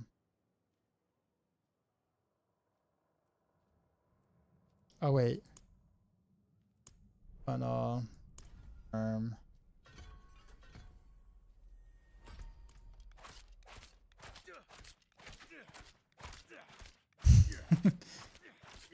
Yo, I crit for 1 damage. So I do 1 damage and I crit for 1 damage, by the way. I've actually never seen that before.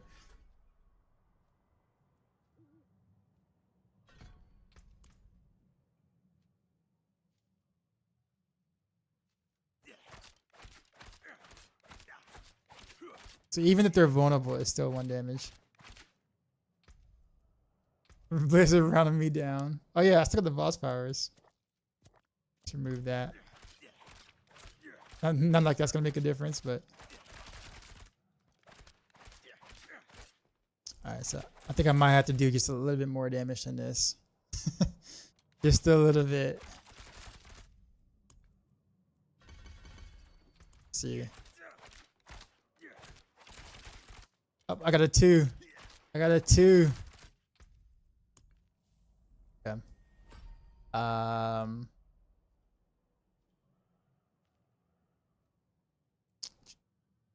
Let's take stuff that doesn't matter. It's fine.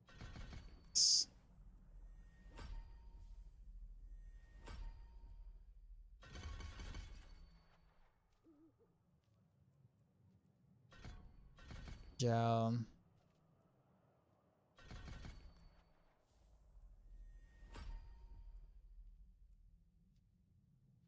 Ashery. Okay, gonna rush.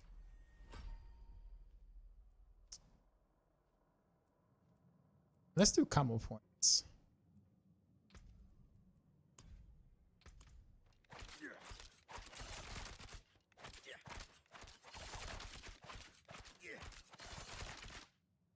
Okay, so without combo points.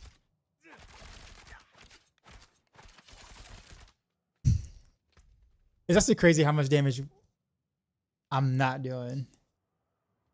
I wonder if I should probably just do like a regular like bow instead, so I can get just a little bit more variance, or a little bit.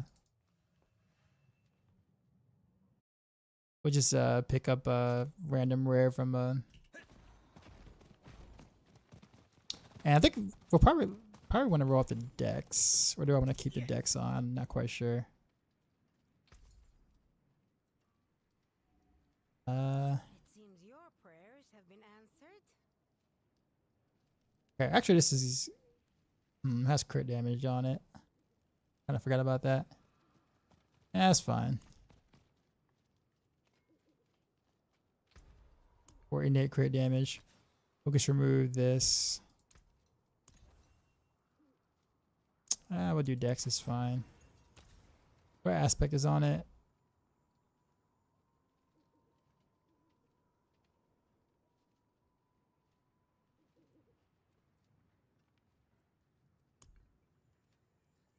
Okay.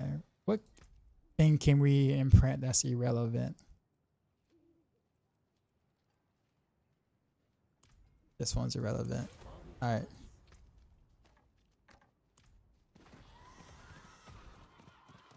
Well, the event, if it's still there, I haven't logged and checked in, but I know some runners trying the free challenge, but only from those we can fight. Arch Temper. So you can only do Arch Temper from the free challenge, unless it was the event. Is that what you're saying?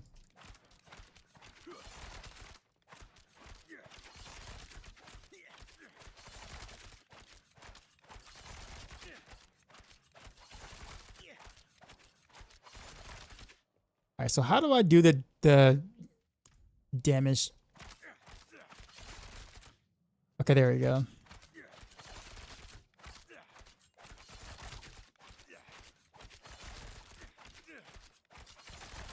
Alright, so let's do it without the combo points. 54, 43. Okay. Alright. Now I don't have a ring at all. But let's throw a Scoundrel's Kiss on there. We're looking at a 48% modifier. 6 ranks to rapid fire. So we're looking at,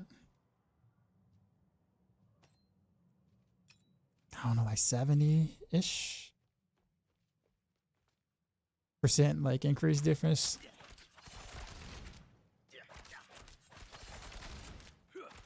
For 65. 95.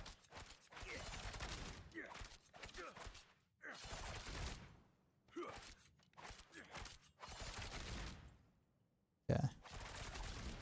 That is 304. Moving a ring. 43. So yeah, that's about double.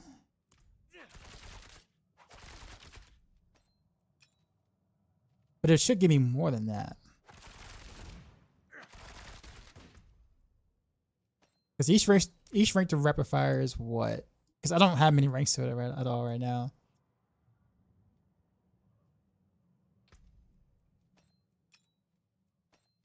In fact, actually, let's do this.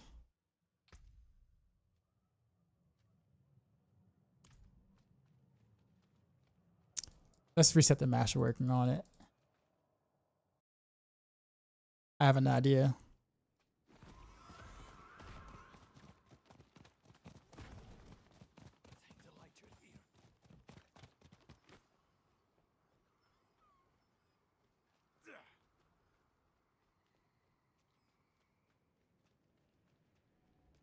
All right, traveler, Father bless.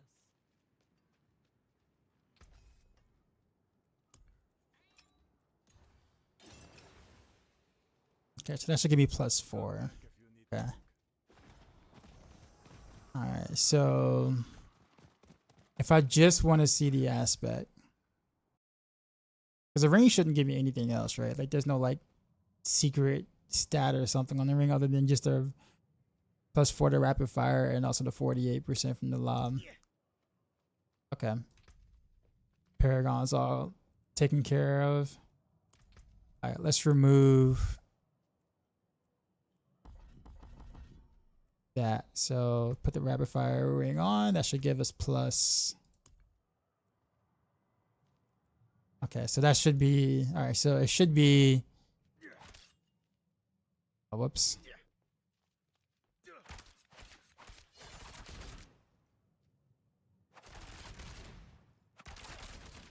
Oh, I gotta do the thing again.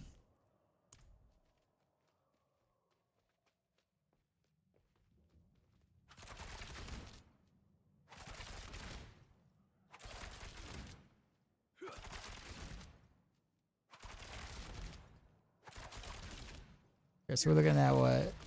213. Let's remove that.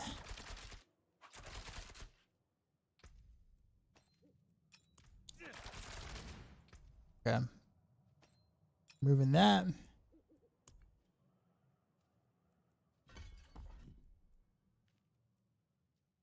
Where is it at?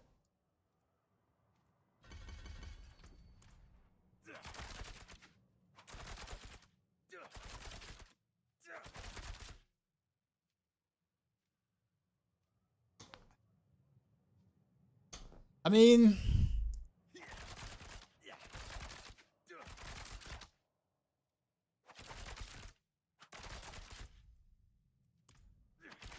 it sort of checks out.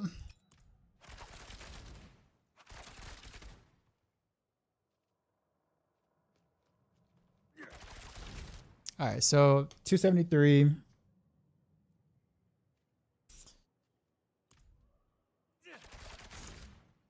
That's a +4 rapid fire. I remove 4 ranks.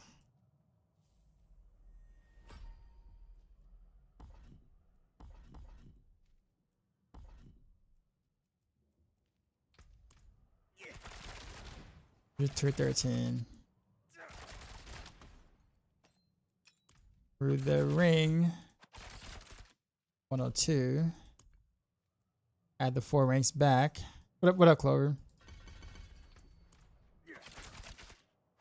43.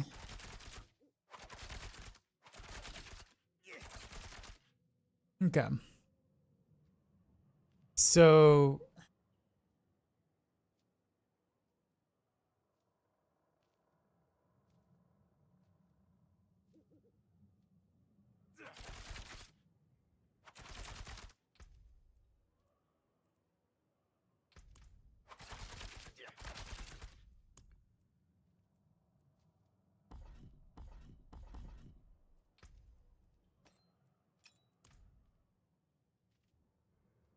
Yeah, yeah. So yeah, uh,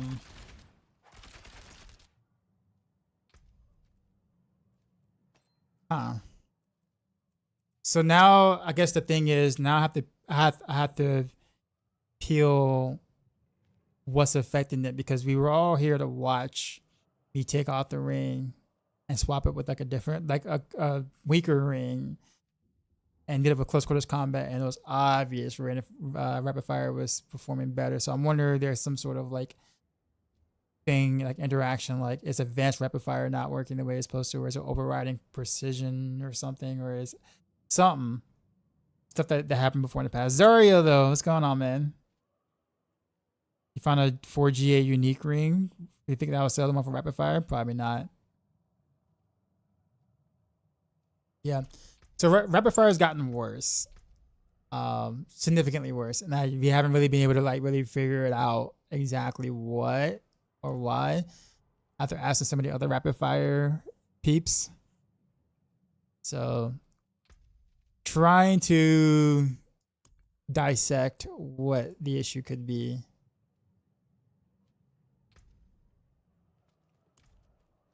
So that's what this is.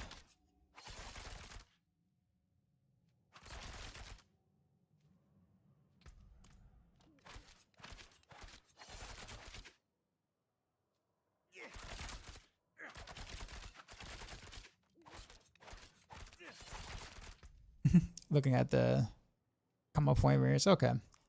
All right. I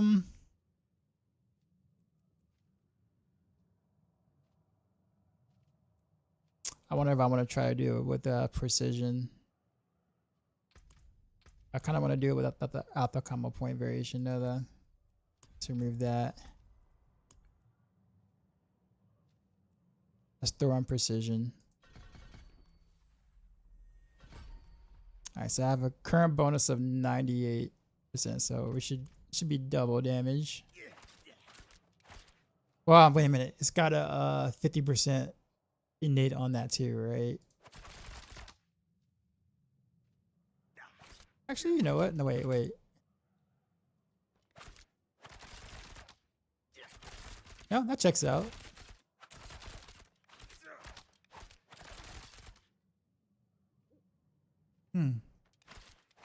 Yeah, that absolutely checks out.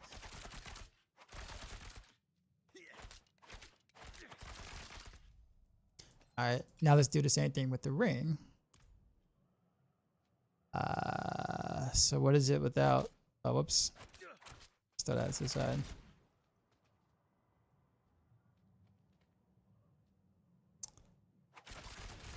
$213. Do it. For 21. No, that pretty much checks out. 15. 21. Yeah.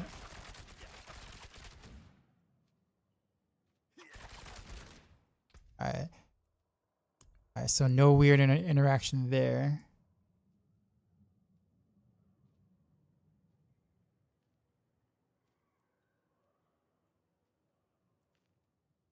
Advanced rapid fire.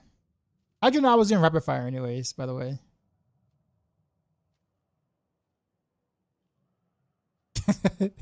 Like Zaria, you just happen to be here. But like a bat signal kind of game. Same with Crafty.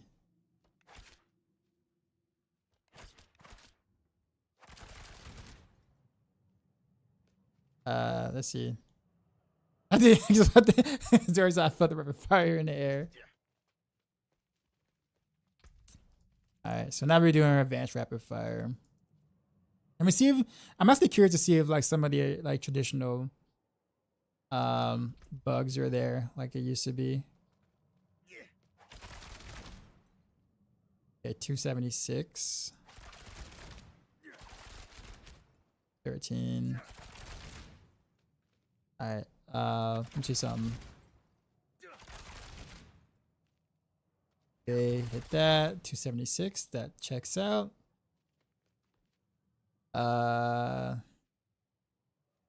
Let's evade. Precision 548. Okay.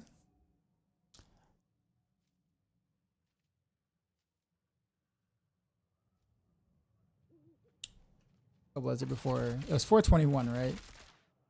The precision. So 421. So 421. Evade, prop precision. Oh, well, I overpowered. Whoops. Alright, let's do it again. Alright. Evade. 548. Yeah, that's about, yeah. Okay. So it's not that.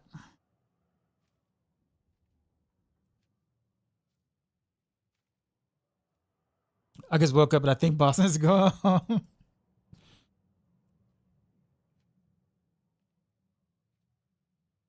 Alright. Let's peel some other stuff. Actually, you know what? Yeah, let's do weapon. Let's do. Wait, I got a bow right now, right? So bow is. Well, I probably would need a crossbow for that. But I wouldn't be using a crossbow, so that would be kind of irrelevant. Is it 80-43 right now? Jeez. Cancun. Yeah, I know what time it is. It's Cancun.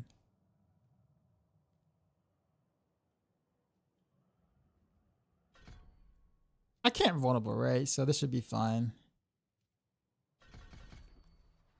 Alright, so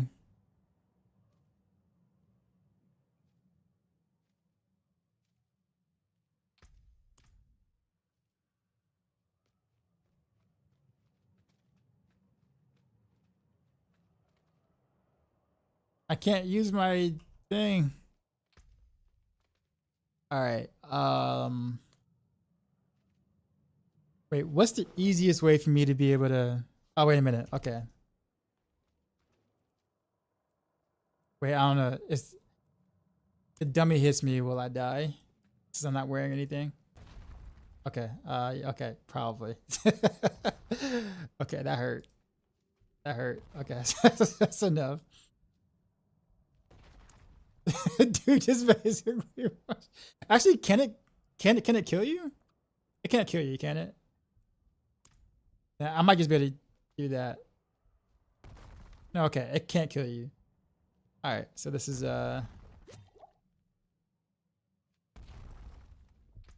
wait.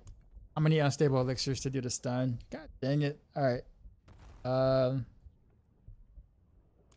What I can do though is smoke grenade for the days, I guess.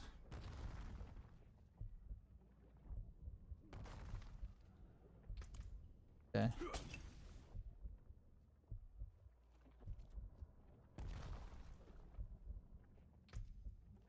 I'm not gonna be able to get all the stacks though. EB for days. So we're, oh yeah, that's right. That's true.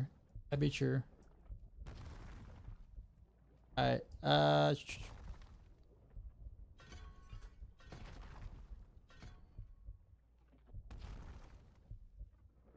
Alright. Will I have the resource? Oh, wait a minute. I need I need offhand stuffs.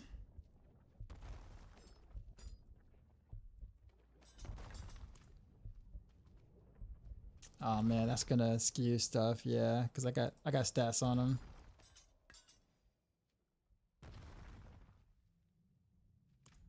I have an idea.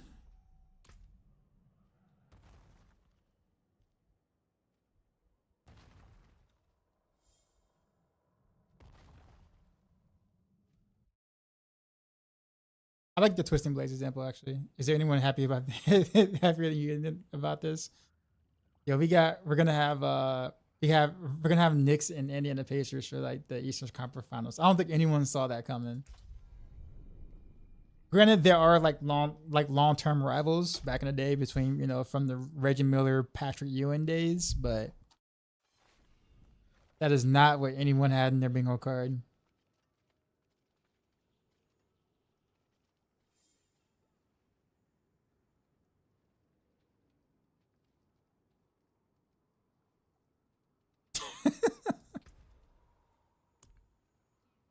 Oh yeah, okay, so I got the 2 daggers here. Just throw that here. Yeah, so far it doesn't seem like there's any actual like realistically foul play. At least from the stuff that like some of the more obvious things. I feel like the problem is deeper. I think it's just going to determine it's going to be determined how deep I really want to take it. Like, you know, adding certain glyphs to the equation to see which glyphs are not working with said ring or something. And we'll see if I really want to go through that much effort. I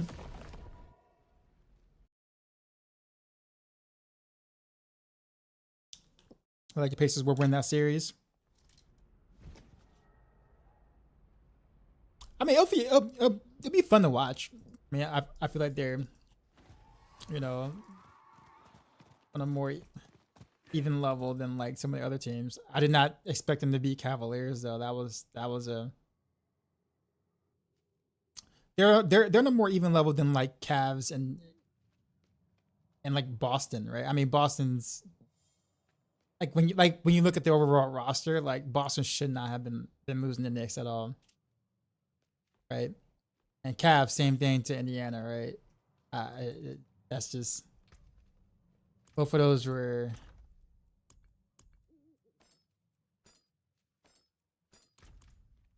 All right, let's see something actually. Hold on. Okay, 3% to damage to close. Okay. Before I do the thing, though, let me see something. Oh yeah, damage variance. Let me see if where I hit makes a difference.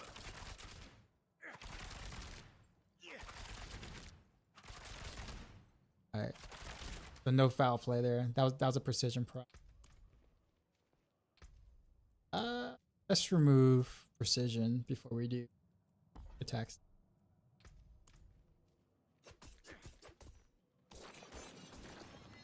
Oops. Let's see, how long is that buff? Yeah, is it like 3 or 5 seconds? 8 seconds. You know what we'll do?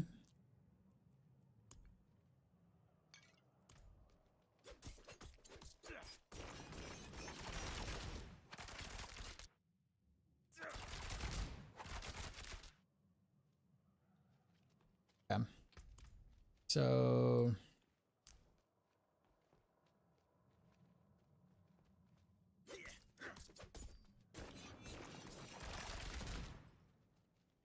oh wait, I forgot. The Twisting Blades has a stacking effect too. God dang it, yeah. That might not work out for my favor. Days works with rapid damage. Yeah, that's probably the better solution here.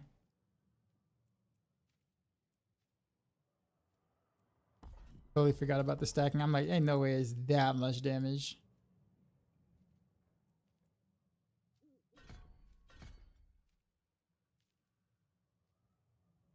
Well, it's only 2 seconds though. Like, I guess it doesn't really matter. Oh wait, I'll need to get a boot with whatchamacallit without Dex.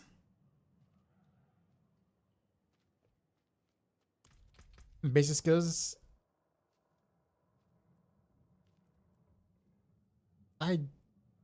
Is it Blaze Shift? No. I wonder if it is a Vigorous Strike. I don't think it is. No. Yeah, definitely not any of the whatchamacallits.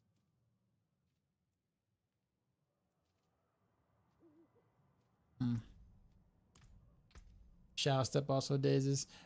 I guess I would need like consistent days. Like do it like I gotta be able to stack it 3 times.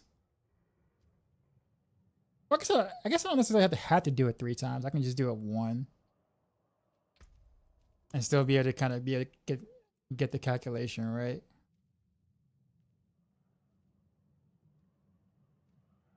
I guess yes. I guess we can just do 1. We don't necessarily need to.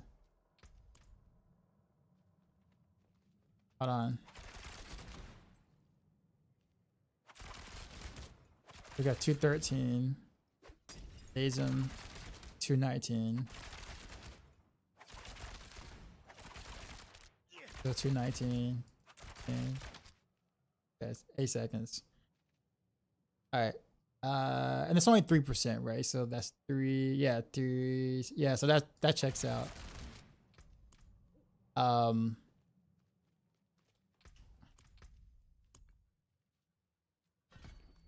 Put back precision. So we should be at 421 with precision, right? That's how it was when it procced. 421. Okay. Now let's do the same thing. Days. And 437.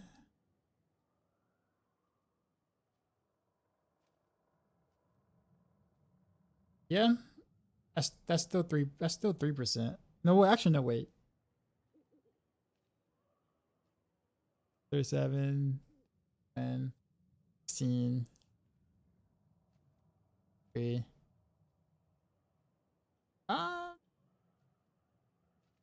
Like 4 point something.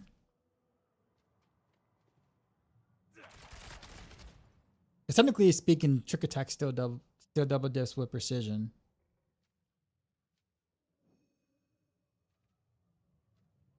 Liam, what's up?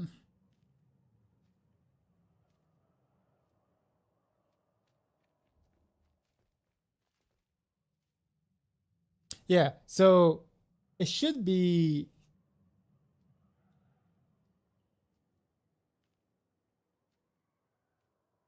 $12, right?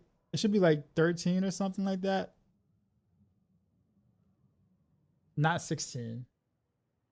I mean, I know it's like very, very small, very like that dance variance, but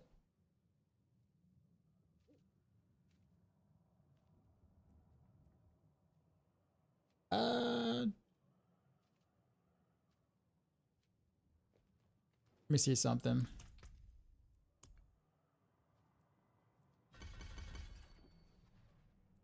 I can't use that. I was gonna try to get to that and use an elite thing, but that's fine. That's still 8 seconds, and I can't really lower it without some other aspects. But that's fine. So we got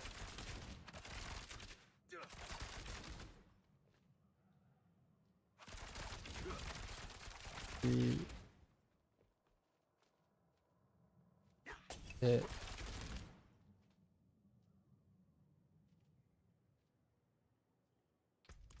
Wait, what just happened? What was different that time?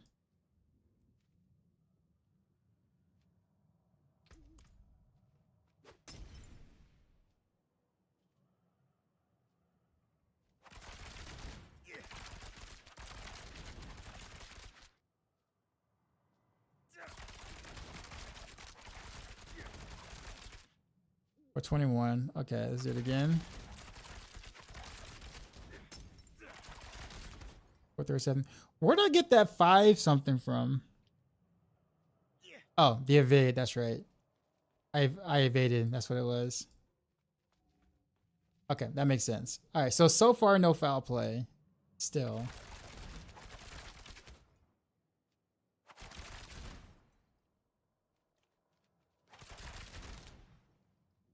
We're 1 to 548.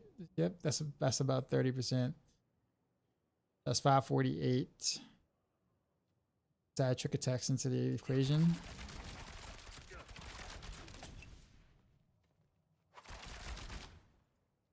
$569. 3%. Yeah. It's looking like it is checking out. I do have to wonder though if trick attacks is actually double dipping with precision still though. Can you not go with concussive strikes so your days last longer? Oh, you mean the aspect? I mean, I guess I could. But all I really need is just 1 point into trick attacks, really, just to see if there's any like foul play. Because I mean, at that point, it's just 3%, right? So, but it's looking like that 3% is checking out even with precision proc though. But weren't we certain that precision was, or that trick attacks was double dipping with precision? Because it's not looking like it is right now.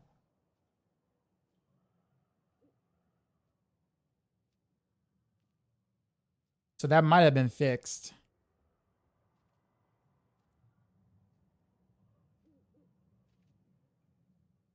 I mean, that wasn't the test I was trying to do. That's not the conclusion I was trying to get.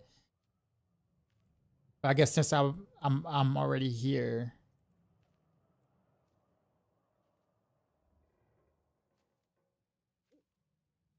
Maybe fixing the latest crit trick attacks change. Yeah. But it checks out though, right? Because like you do so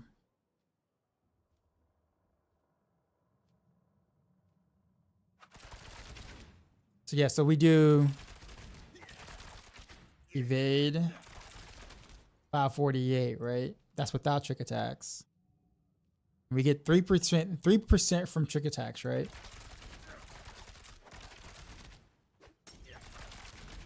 $569. So 548 to 569. It's about 3%.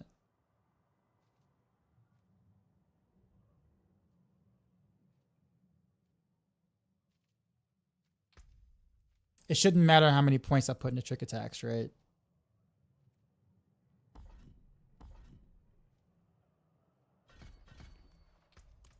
Yeah.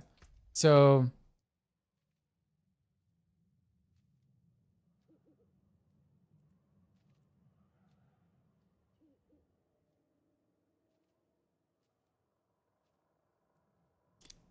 I don't know. All of the basic stuff seems to be working properly with the ring. So what the hell, rapid fire? Like what in the actual hell?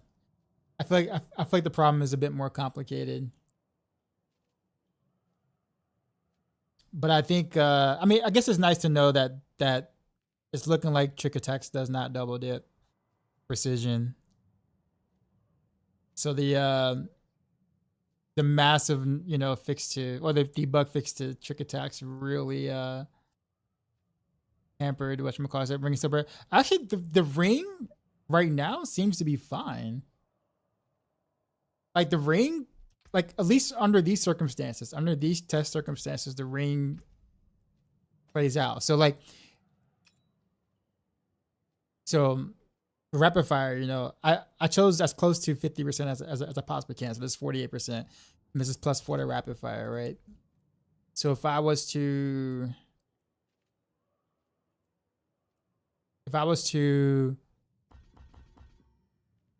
I guess it won't let me do that. See, why won't it let me do that? Oh, because of that. No? You know what? We'll just throw some.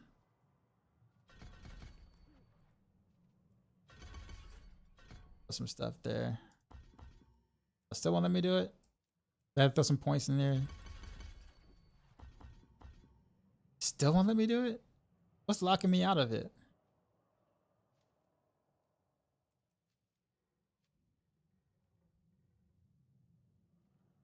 Oh yeah. I had the ring on, that's why. Yeah, I didn't see that. Anyways. Alright, so we'll do 5 ranks into rapid fire. Okay. 5 ranks into rapid fire. Oh, whoops. We'll let that go.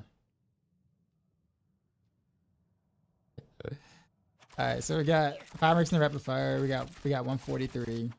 Right. Remove those ranks. this here, so we have the exact same amount of ranks, but only a 48% multiply or modifier. And that's 213, which checks out. I make sure I have the exact same ranks, but just a multiplier, and that checks out.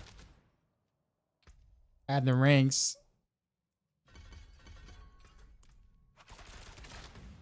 And that also checks out. So I'm not saying the ring, something ain't wrong with the ring, but what I am saying is that like the normal stuff, like the skill tree stuff that we normally can deduce and be like, okay, yeah, that's actually conflicting with that. Because this used to have a big problem. Advanced rapid fire used to be a big problem for a long time. Conflicting with weapon mastery and some other stuff back in the day. So yeah, it looks like all of the buggy skill tree stuff seems to be checks out just fine with trick attacks, without trick attacks, with advanced rapid fire, with precision, without precision.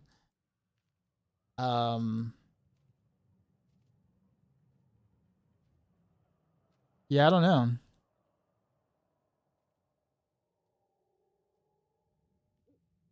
The only thing I could think of now would be like doing glyphs and stuff or something.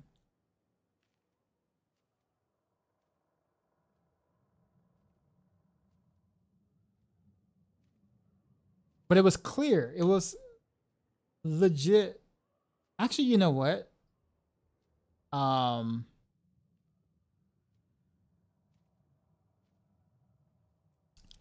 curious.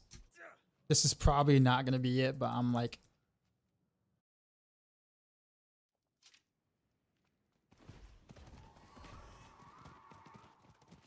I did have repeating on, so let's just go ahead and throw on repeating.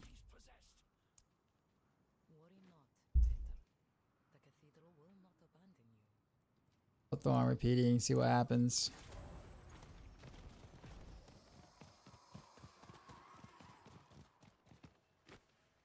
Let me know like if y'all finding something that I'm missing, like I'm like just completely not thinking about with this.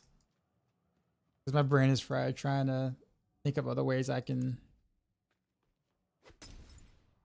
keep doing that. Keep throwing a smoke grenade.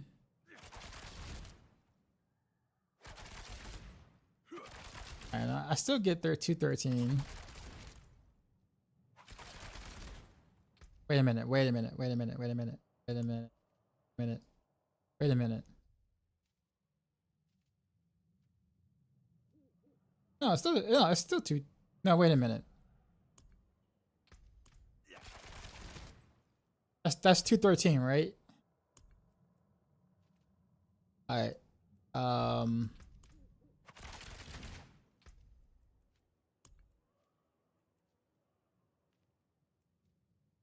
Okay, so I did remove the points. Okay, just making sure. I was like, wait a minute.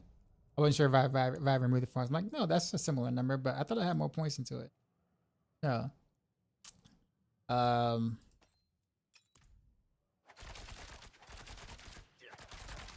2, just like I expect. There. 43, like I expect.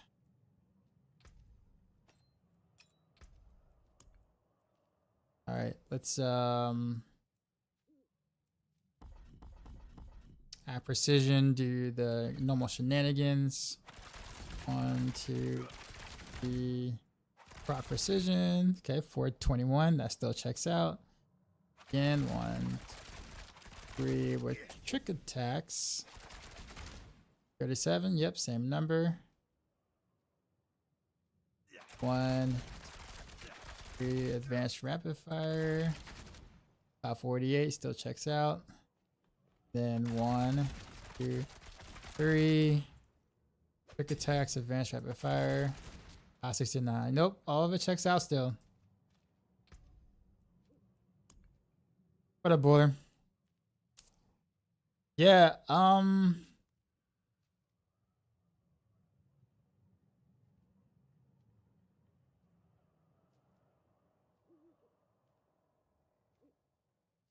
Yeah, I don't know.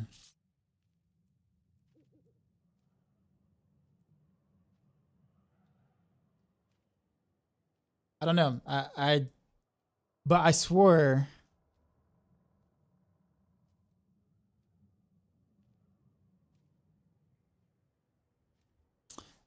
You know what? We're gonna pull this up.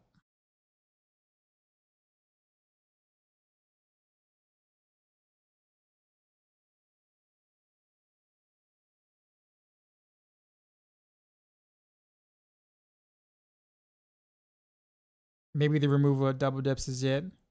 Possibly because we were going trick attacks, right?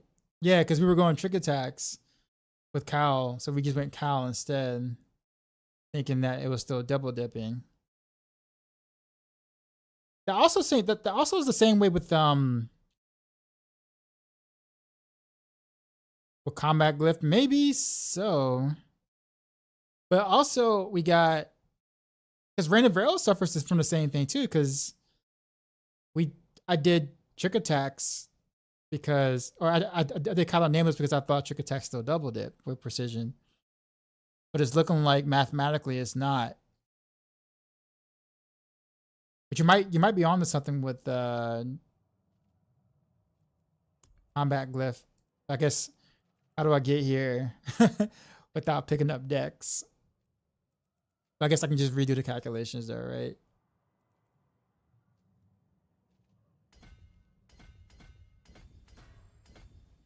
Pick up as little decks as I can.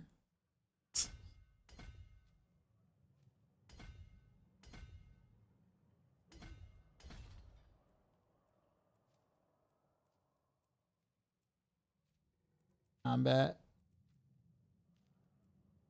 Or where is it at? Okay, there it is.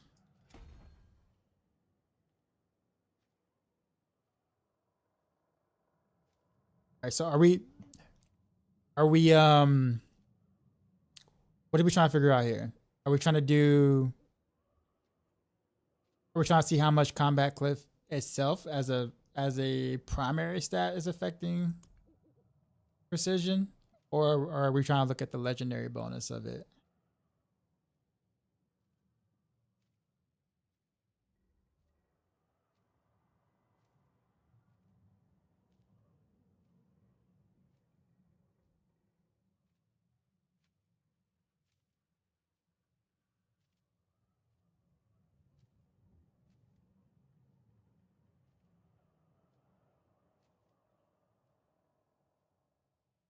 Or used to.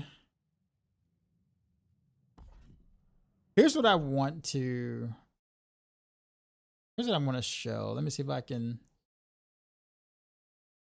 hold on.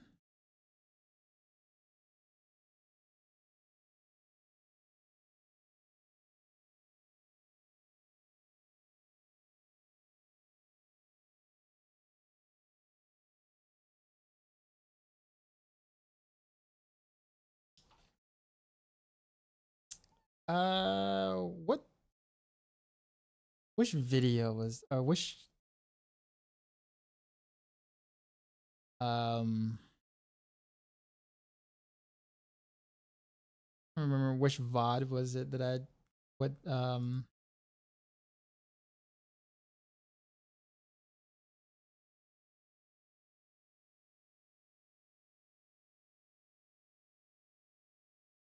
had to been 3 days ago, right?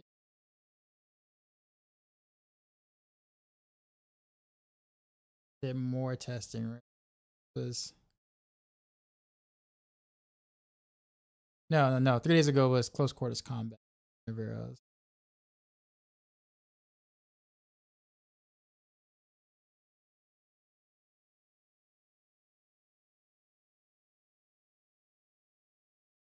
So it had to been, and then 2 days ago was victimize.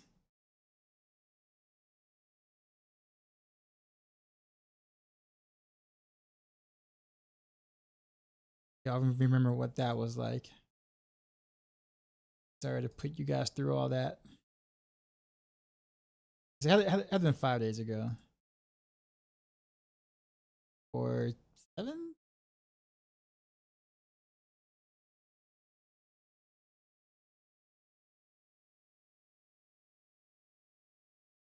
Which stream was it?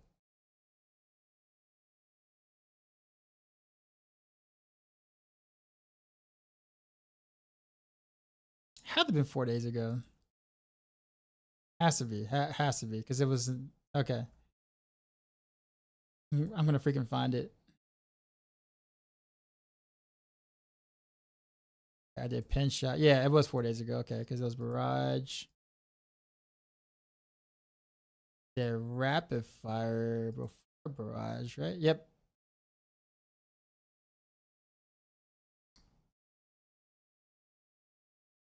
Yeah. So yeah, let's pull this up real quick.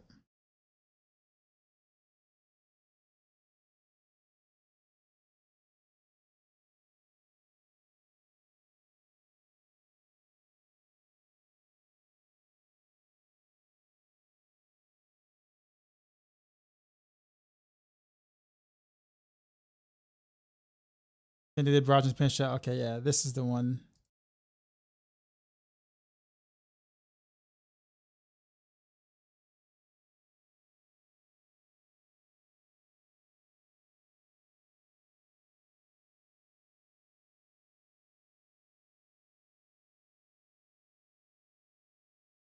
Let's see. Hold on. Let me just turn my voice off there.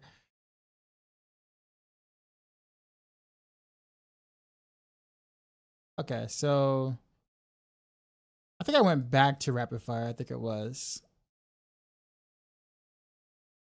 No, okay, no. Okay, so I updated guides towards the end of the stream. Here it is. Okay, here's the close quarters combat rapid fire. That's what it was.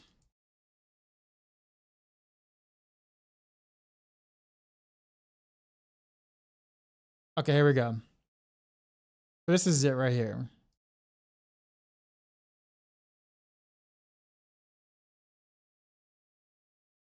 Like I was talking. All right. So here's close quarters combat rapid fire on a 70. This is with the unique ring and everything. And I just spammed.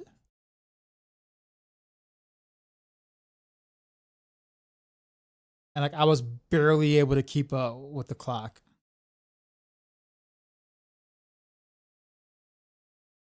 Okay, I got frozen right there. That was bad on me.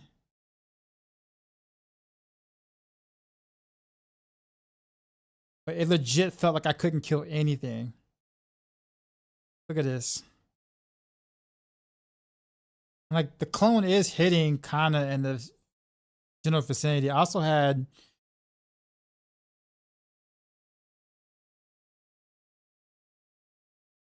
and like repeating was still in this too. Look at this though. Look how long this was taking.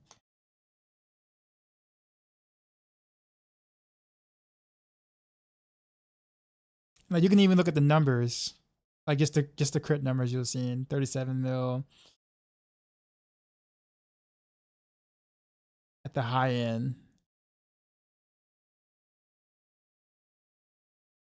53 mil, 70 mil. I think you saw. Okay, it's crowd control. Not gonna show me anything. I think I had 107 mil somewhere.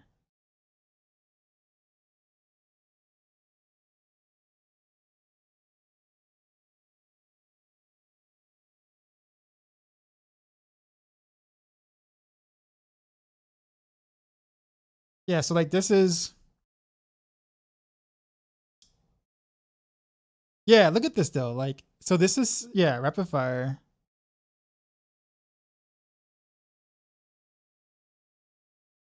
And I think I gave up. Like I just gave up because it was just like no reason to continue. Like I had all my buffs up. Is that a boss power? Yeah, it's a boss power. It's a Gregory's lightning thing. But yeah, it does look like Jurek had a. It does. Yeah, see, I gave up. I left. I was like, screw that, right? And so we go back. Right, we go back. We remove the unique ring, and we take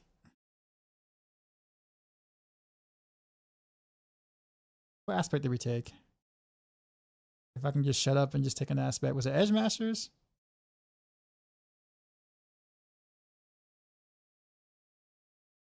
Okay, I don't remember which one I took. But regardless, a regular legendary ring, especially for close quarters combat, is significantly worse than the stats on the Scoundrel's Kiss overall. Like there's just no there's really no comparison. But here's a run without the ring. And we just did a legendary ring, I think, with Edge Masters or something like that. And like some shitty masterworks. Look at that, 126 mil, 200 mil, 375 mil. I changed one thing.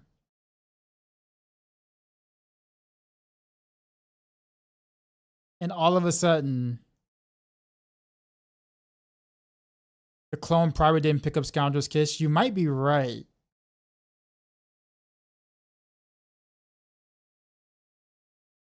That could be it. See?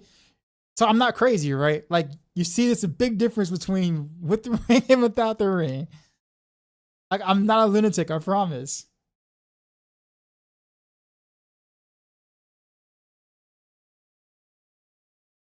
But you might be right, Peacha. It might be that the clone probably just didn't. Oh no. So I guess that part makes it. But I guess the thing is that like, if the clone isn't picking up Scoundrel's Kiss, unique affix, and all the stuff like that, then that's the problem. Because you see this, right? Like, I mean, granted, don't get me wrong, it's not like it's not like, you know, but like, this is like way better.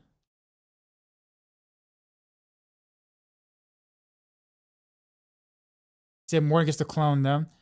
I don't know if it was my damage or if it was the clone damage. But the clone was like the clone was almost always with me, like right next to me. So I don't know if it's me doing that. It has to be the clone. It doesn't wait for my damage to go from like 100 mil, 125 mil max to some 600 to 700 mil from switching out the ring on my personal character. I mean, especially with the test that we just did. But I think Peach's what Peach said might be right. It might be the clone isn't picking up Scoundrels.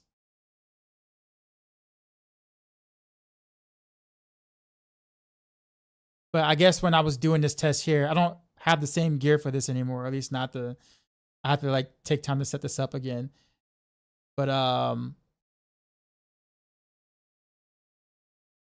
yeah, it literally might be that, which also explains why rapid fire, like precision rapid fire, felt so bad. Like combo point rapid fire felt so bad because I was relying on the clone and I wasn't dealing any damage because I had Scoundrel's Kiss. So I guess what I could have done before I salvaged on my all of my rapid fire gear was try to set up with the clone and then try it without the clone. Both with the ring and without the ring. But yeah, so I mean, obviously, like I said, this wasn't like way better, but the fact that I was dealing a lot less AoE, but I was clearing faster without the ring. But yeah, that makes sense. That actually does make sense. It might be the clone. Because there's nothing else that could have increased my damage by that much. Outside of, oh, the clone is actually dealing damage now. Or something with the clone. Like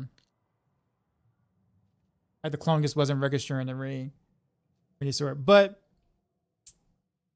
I guess the question would be is to what degree is the ring conflicting with the clone? That's like what? almost like 3 times my damage. 3.5 times the damage I was, that we saw without the ring versus with the ring in the close quarters combat variant.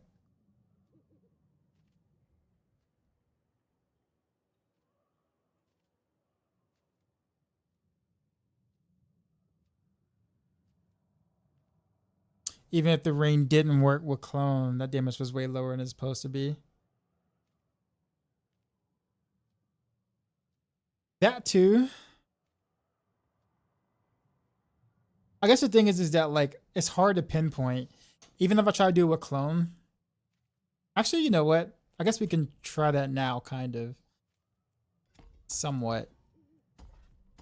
It's gonna be kind of hard because I have to purposely miss or get the clone to try to hit the target I want.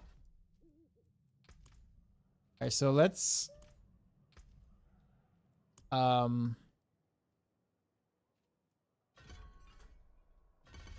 we'll do this kind of stuff. Take shadow clone as 1. So we know our damage, right? Ah, I keep doing that. Sorry, dude. Sorry. Alright, so we know our damage is 219. Actually, no, let's deal with the ring first. Um, 102. No other shenanigans.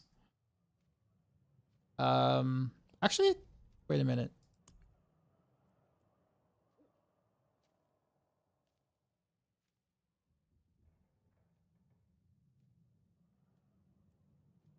I guess it shouldn't matter, should it? Oops.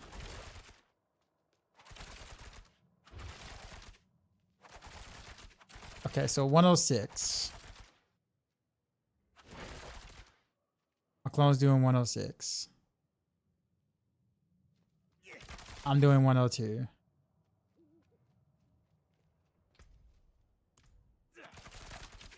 Let's keep firing so we can get this off.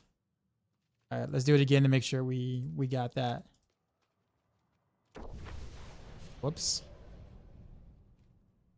I dazed him.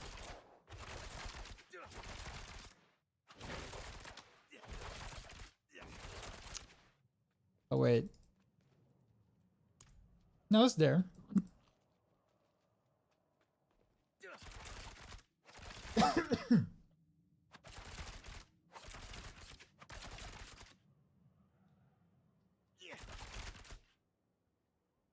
Okay. All right. Again. 106. Okay.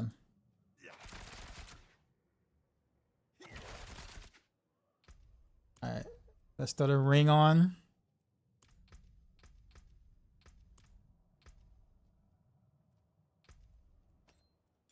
See what my damage is.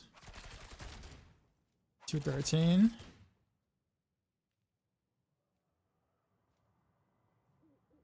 Wait, why was that damage different? What just happened? I saw like a 143 at the end of something.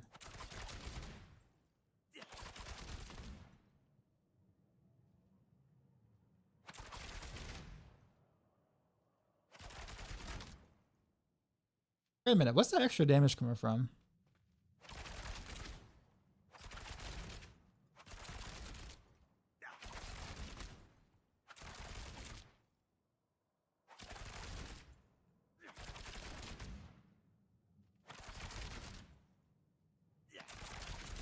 How many arrows am I shooting? 'Cause that looks kind of weird. Well, I guess it changes because of projectile thing. Okay, never mind. I was about to go crazy. I'm like, wait a minute, why does that look so like different? All right. So we got 213, right? All right. So we'll clone. Let's see what we got. Can you not just show crit numbers? Yeah, I could. Sure. Oh, my crit numbers.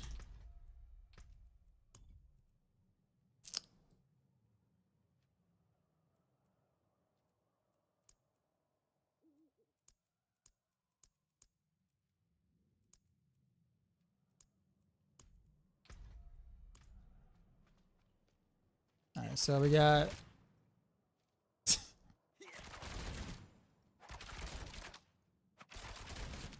Wait a minute. Wait a minute. Wait a minute. Wait a minute. Wait a minute.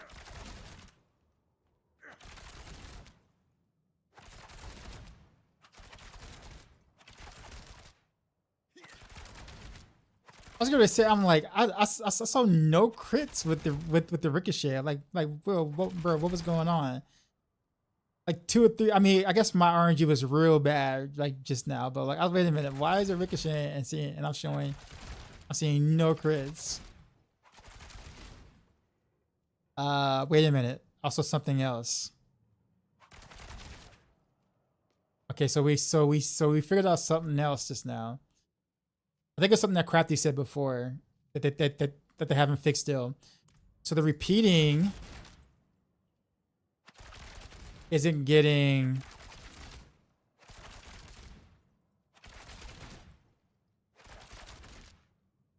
wait a minute. What? Okay. So the repeating isn't like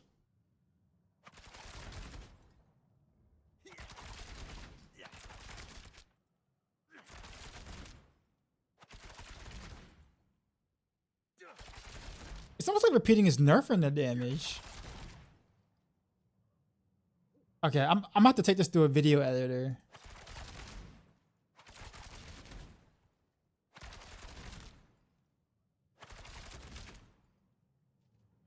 Because I'm getting some repeating hits.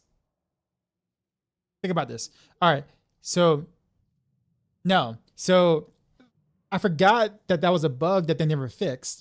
So the repeating from the Scoundrel's Kiss does not get the unique affix.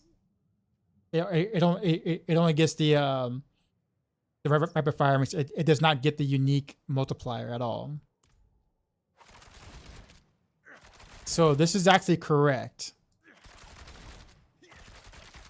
for that thing. So, but the problem is that if I'm firing right on top of the mob, why am I getting repeating numbers sometimes?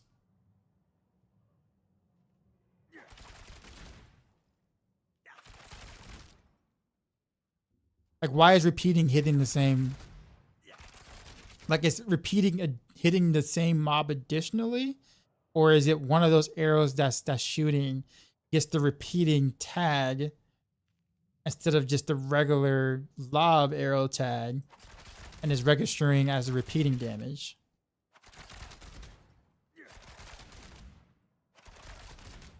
Okay, that's exactly what's happening. Okay, so here's how this works.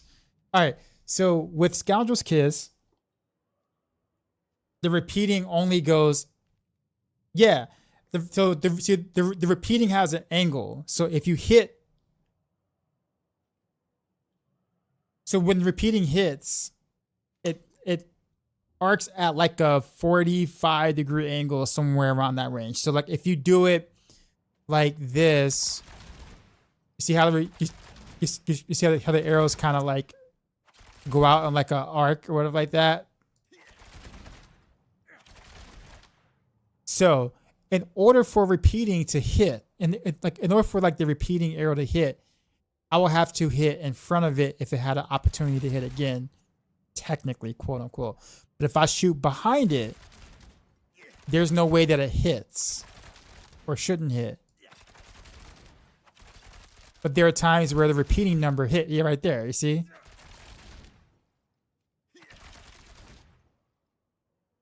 But why are we getting...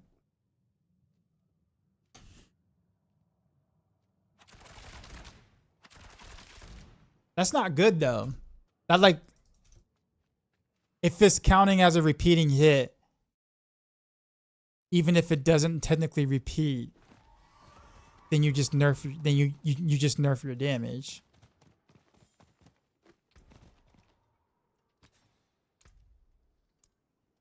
In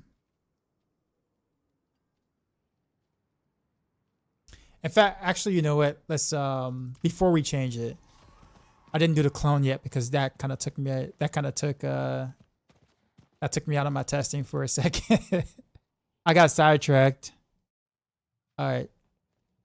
It sounds like math, and more math. I don't really like math either.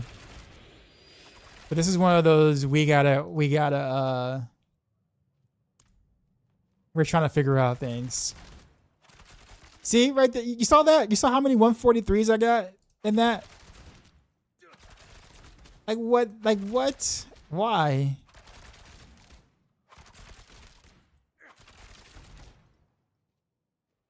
We need neat area back. I mean, we got Ava, so. But yeah, I think all right, so let's do the clone now. So we're hitting for 213 and occasionally 143. All right, let's see what the clone does.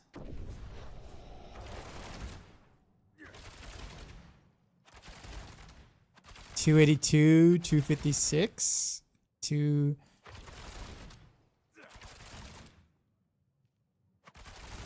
Oh wait, my thing was actually happening too. Hold on, let's that was a bad test. I did Days of Dummy. Yeah, I did. Yeah, that was bad. All right, let's do it again.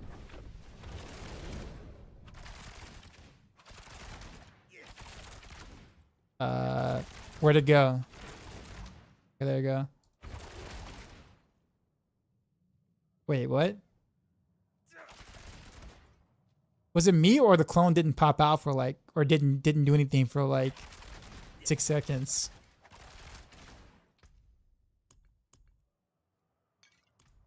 Or like the clone didn't do like pop out and do anything. Hold on, let's do it again.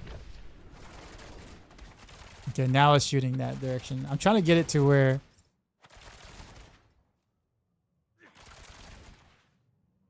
Okay. There you go. Okay, so he just sometimes just doesn't come out. Is that normal?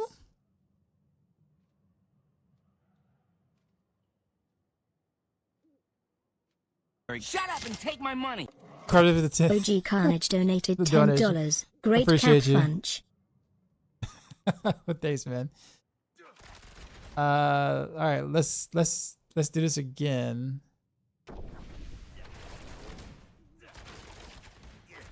All right, so I'm seeing 149, 291, 207.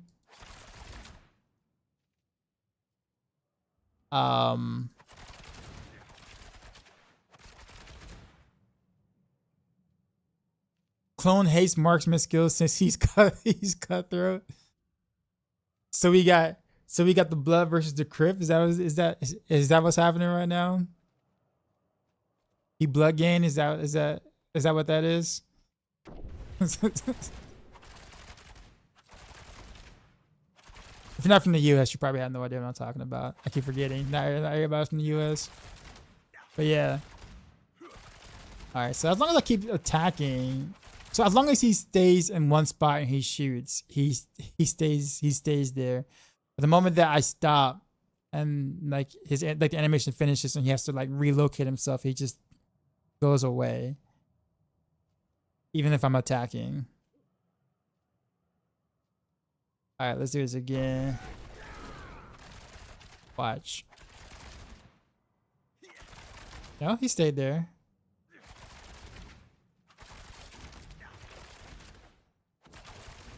Yeah, he's real bad at hitting the target though. Alright. However, what I will say is he's hitting for like less than my damage though. So like I've seen a lot of 149s, but I don't know if that's because of the repeating or not. So we're gonna get rid of repeating. Because repeating is apparently has more issues than I remembered it having. So we're gonna alright,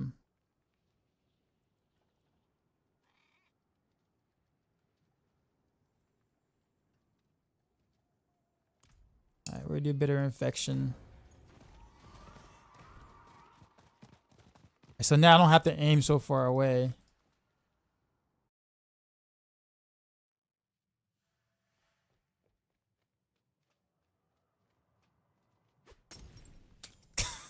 Every time. I throw a smoke grenade every time. I swear.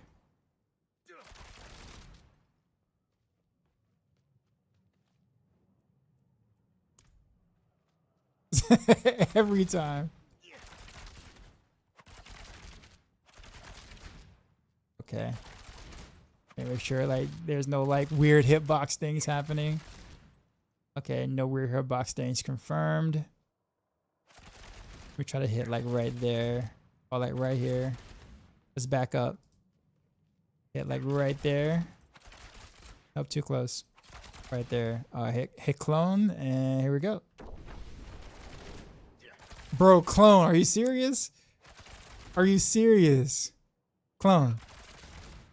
Bruh, he's right there. We're gonna have to do this again. All right. All right. Let's spend some energy. All right. All right, let's. I don't want to get too close because I don't want to daze him. Even the clone doesn't want to play. All right, here we go. Bro. Come on, man. Come on, dude. Dude. Come on, man. Oh, now you want to shoot with me?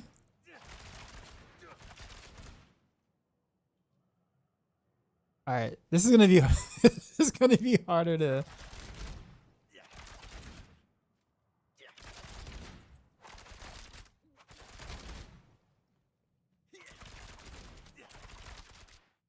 Okay, so what am I wearing? Oh, that's right, close damage, daggers.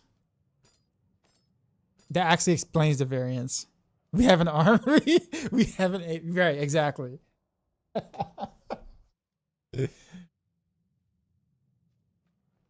Put multiple targets so it's easier to hit. I guess. Yeah, I guess it's fine. All right, so there we go. Okay, so it's doing something. Wait, hold on.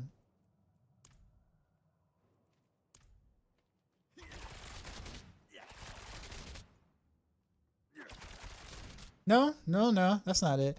Why is the damage so varied though? So I'm doing the 213. Right? Like no matter what. Right? And then I get my clone to 187, 220, 269, 2.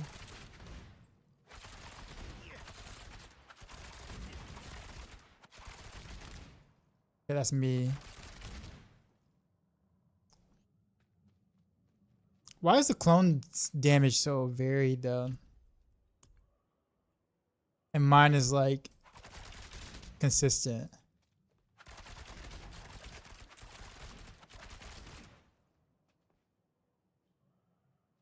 All right. Okay, 149. Wait, why is it 149 right there?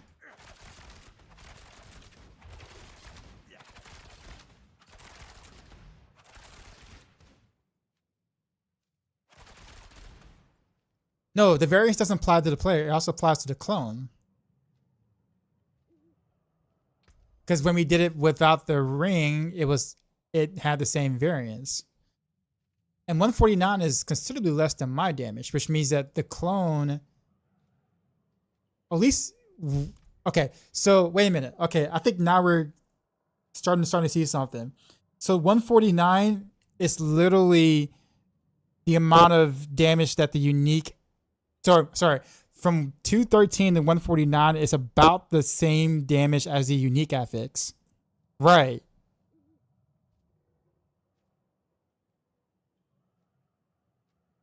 Yeah.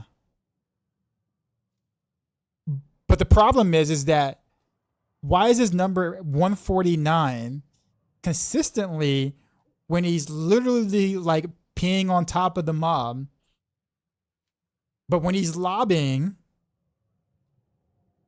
the damage numbers are different. They're varied. What the hell? Hold on. Okay, so. Alright, so let's do it again. Yeah, see? 149. It's consistent each time. Yeah.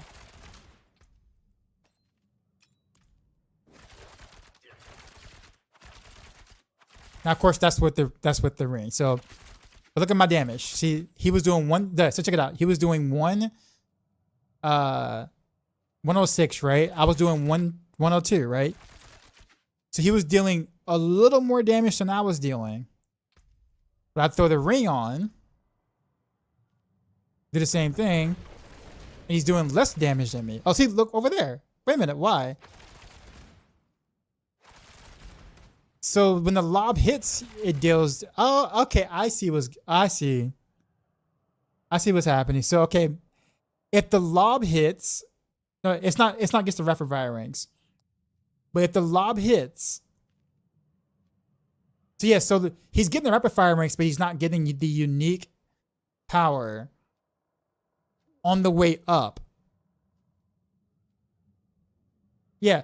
So when the lob actually hits the ground, he deals the unique affix works. But it doesn't work on the way up. It has to be it. Hold on. So, see? 234, 215, 187.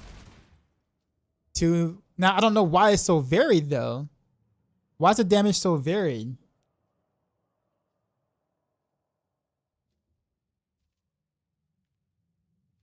When it should, yeah. Why is it ignoring this? But I take off the ring, and it plays nicely. Some lobs are still doing less than your own damage though. Yeah, that's also true. That's the thing. That. Oh, whoops. Okay, skew because I dazed him. Fail test, and I just just threw a smoke grenade.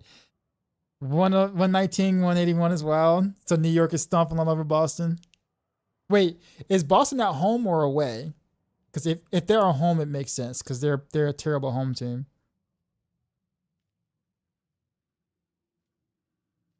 They're away? Okay, that's just no excuse. That's just bad. They're just bad. But look though. Watch. So look at this. So rapid fire plays nicely with the clone. Or bro, are you okay? I'll give it a say. He was on top of the mob, shooting in between the mob. How do you miss all 5 dummies? I saw that, right? Like his very first shot, he spawned right on top of this dummy and shot in between the dummy, missing all the targets. Like, how do you do that? Like, what kind of AI is this?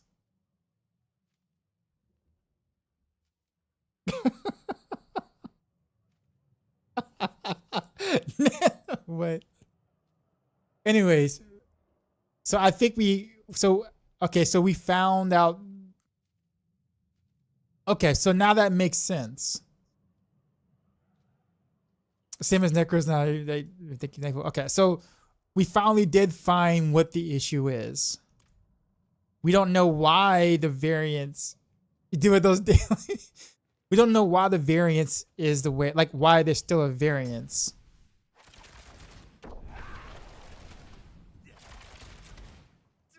Like sometimes it still does less than my damage.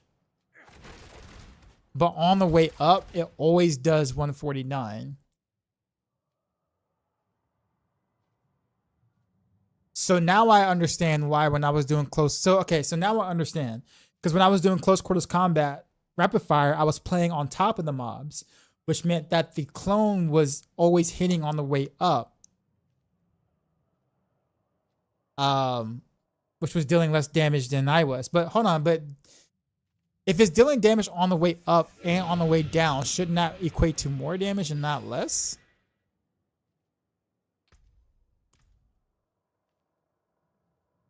Oh, can I do that?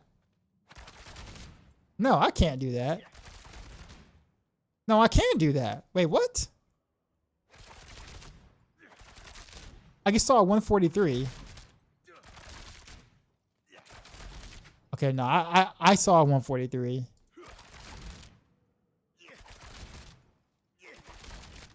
I gotta figure out how to get back to the... It happened once.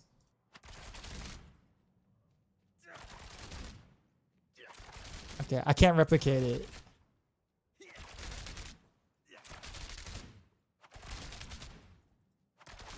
That's kind of cool. Make it go backwards. There it is. There it is. There it is. I saw it. Clip it. Someone clip it real quick, because I gotta send a couple of these things to the devs. There it is again. Yeah.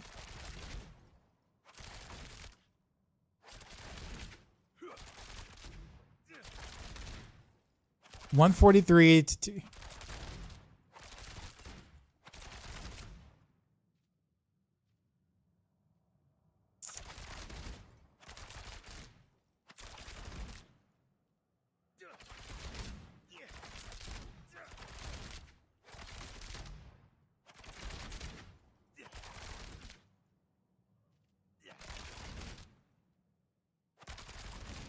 Okay, this is something I'm about to put through like a video editor and like look like to see if any of those hits are double hitting, but I don't think so.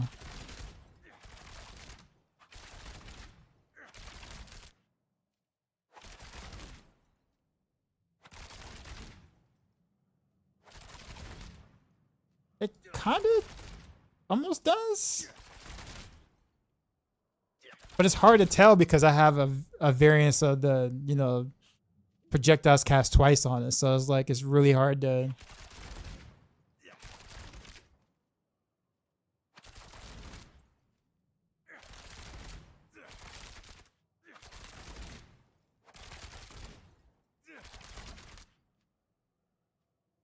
Has it always hit on the way up? It used to hit on the way up and stop at one point, and then they changed it to where it doesn't do that because it ruined all the AoE potential of it, kind of. Well, not really ruin it, but like all the AoE was splash on top of the target on the way up, and then it wouldn't lob down.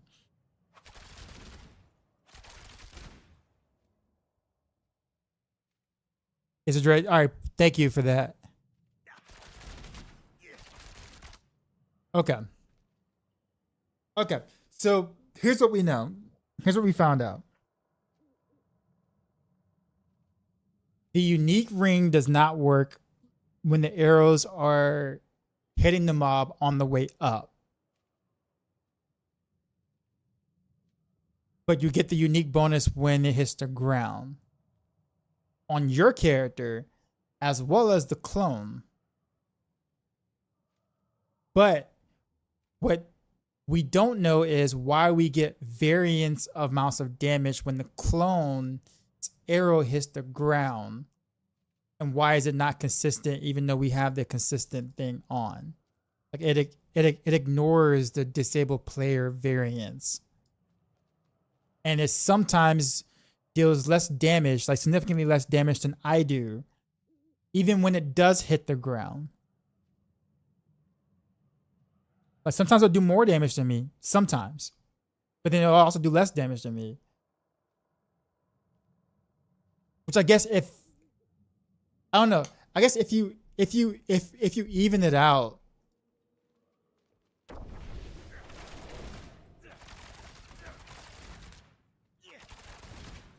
if I can get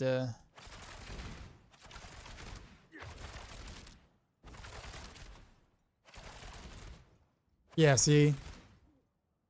So I guess if you average like the I guess what the 150s, 160s, 170s with the 257s, 240 somethings or like that, it almost seems like if we were to disable variance, it might equal up to be about my damage or roughly maybe. I honestly don't know. It's hard to really tell. Whoops, I made him vulnerable. Or the days.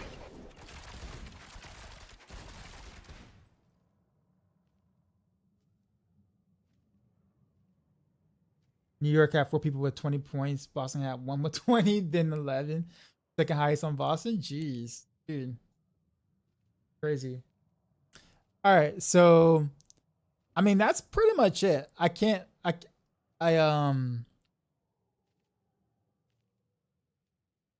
actually, you know what? You know what? Let's go a little further. I was getting ready to stop, but I guess we're already on that on this rabbit hole. Let's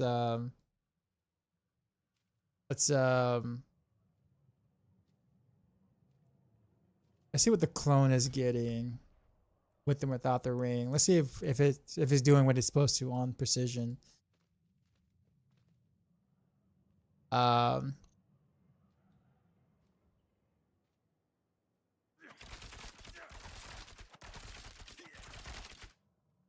203 like it's supposed to.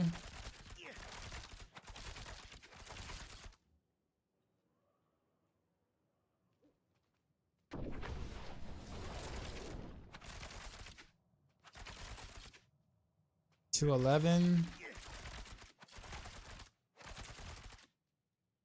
Yeah, that is actually accurate without the ring. So with the ring,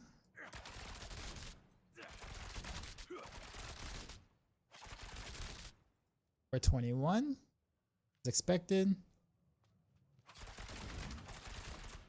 All right, let's see how I'm gonna be able to get this to work out with the phone.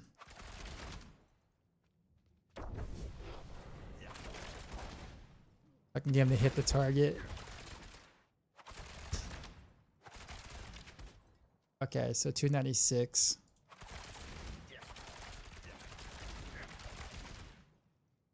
Okay, 232, 436 is what I saw on the side there. Okay, so precision is activating with the clone.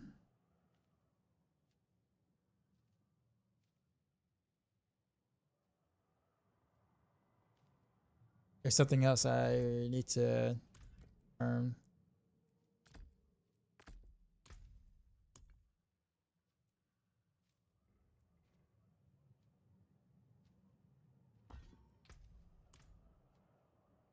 Okay. Let's do combo points without precision. So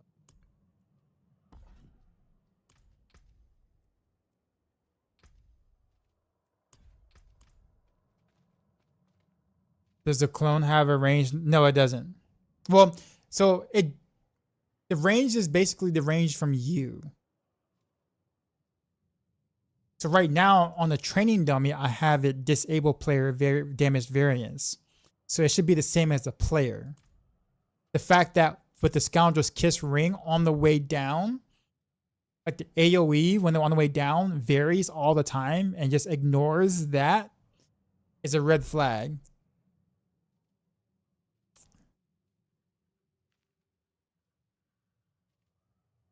Okay.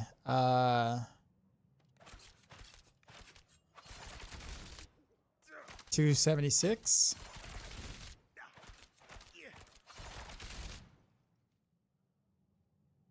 And without combo points is 213. So 213, 276. So with combo points.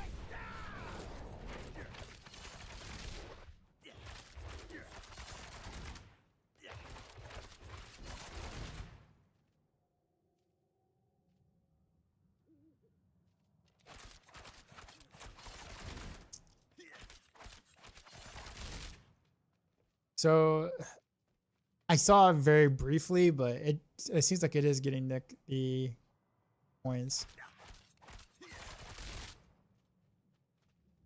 This kind of just gets trying to think of what else is there.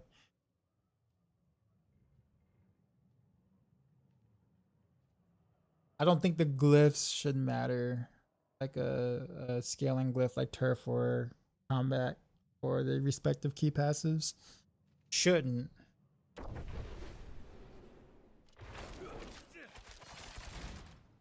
Yeah, it's getting it.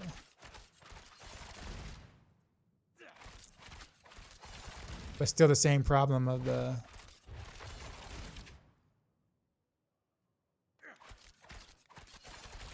it seems to want to scale pretty nicely with the combo points though. 276. Well, I guess because I also got the unique effect. Yes, I mean that checks out. Well, no, wait a minute. What I got here.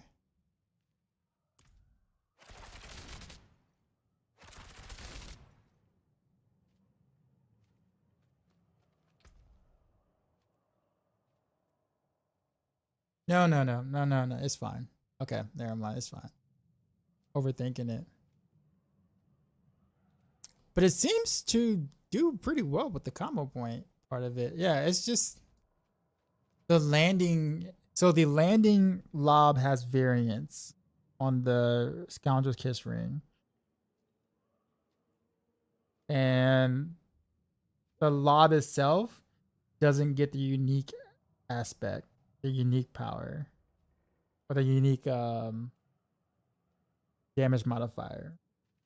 Which means that if you're playing it up close, you're literally just playing with the +4 ring or a +8 rapid fire ring, which is pretty bad, considering that other rings would be better at that point, significantly better at that point.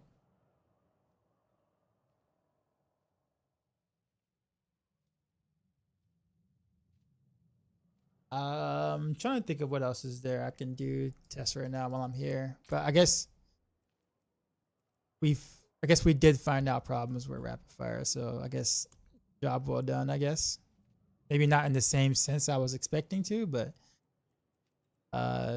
we did do the thing.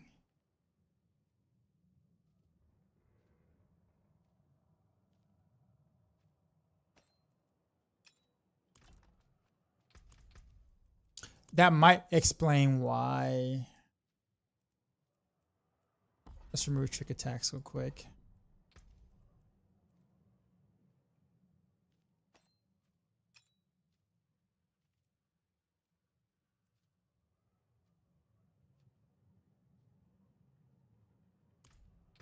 Okay, and let's remove.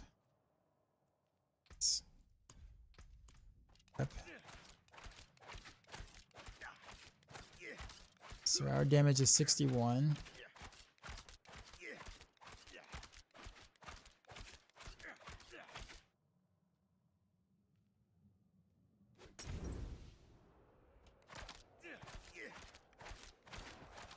$89. So my damage went from 61 to 89.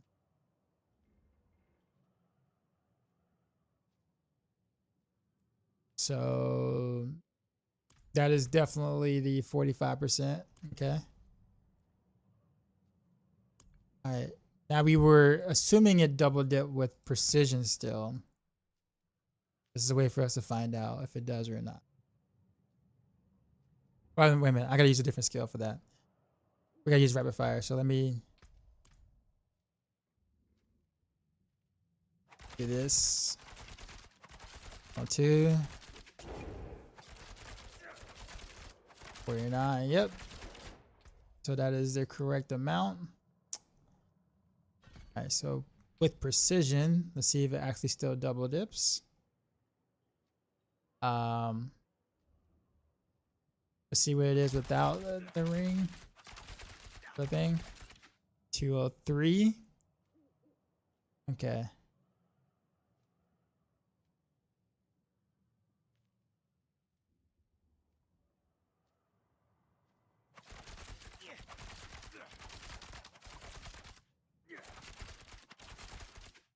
Sorry, my brain is fried now. All right, let's go. And then smoke grenade. 330.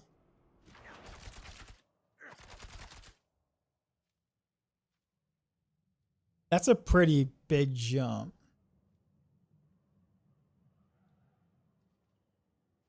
Wait a minute. Actually, wait a minute. Hold on. Wait.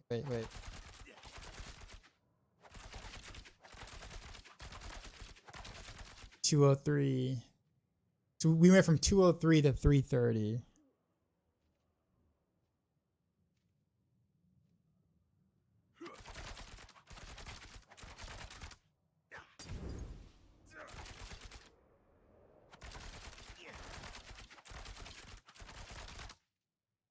Oops.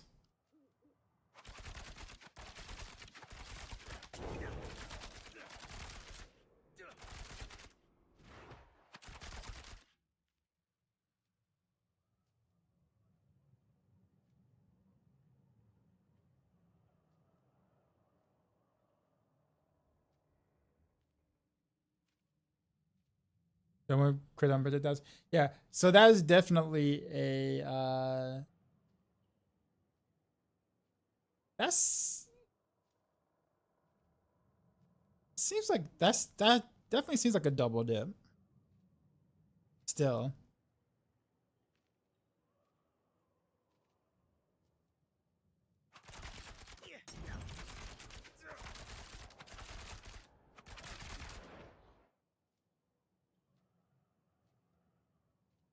I'm gonna force you one crit on projectiles. I don't think you should need. Well, if you have, do you have a GA on projectiles? Because if you do, you should only need one crit on it, I think.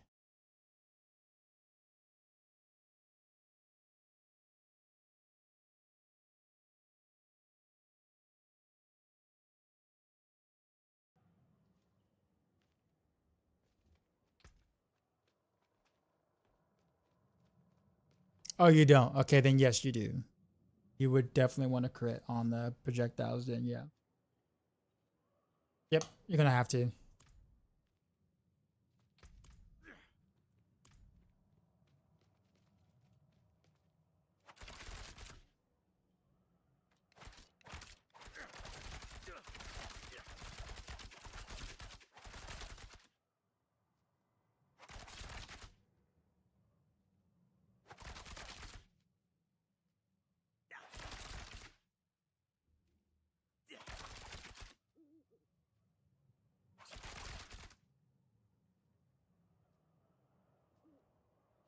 Actually, no, wait a minute.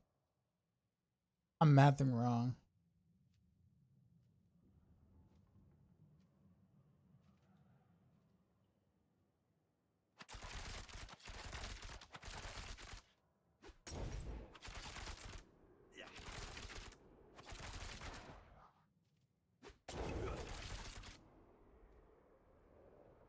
No, that actually kind of seems like it checks out.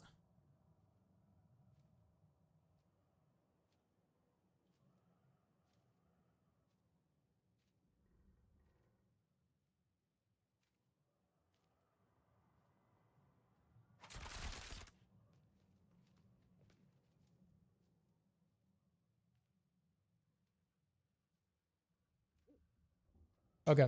I think that's all the interesting ones I wanted to do for today. But yeah, the rapid fire thing is interesting. So we found out quite a few things about it, and they definitely need to work on that ring. It explains why rapid fire feels as bad as it does, especially with the clone, because the clone is dealing less damage than you are. When it's shooting on the way up. And oftentimes you are kind of playing a little close up, and that's only if the rapid fire actually hits where it needs to, or the clone hits where it needs to. So that explains why rapid fire without the ring was doing better. But what we don't know is why the variance is still there when the rapid fire hits the ground. There's just a lot of things wrong with it seems like, and they just need to strip it code-wise and figure out what the hell is going on with it. Otherwise, it's almost like I almost can't recommend the ring. I was testing any good discoveries. No, I won't say any good discoveries, but we kind of figured out mostly what's happening with rapid fire, like what's wrong with rapid fire, why it's performing as bad as it is.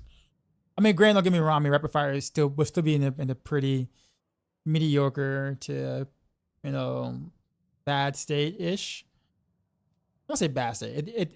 It'd be in an okay state if it was working properly.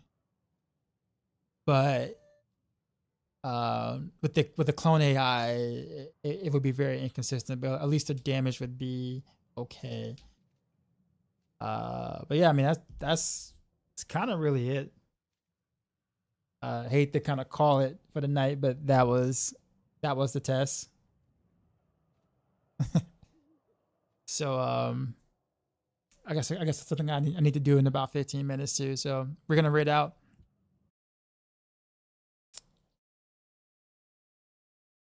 I'm pretty sure there's also some other issues with rapid fire. I'm wondering if the imbuement isn't counting. Actually, I probably need to figure that out too, right?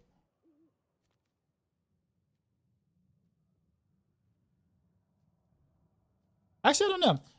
Isn't the imbuement supposed to apply to? So wait a minute. Does the imbuement apply to the clone without imitated imbuement? The answer is no, right?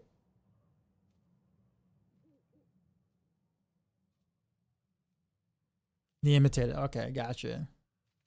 I figured. Okay. Okay.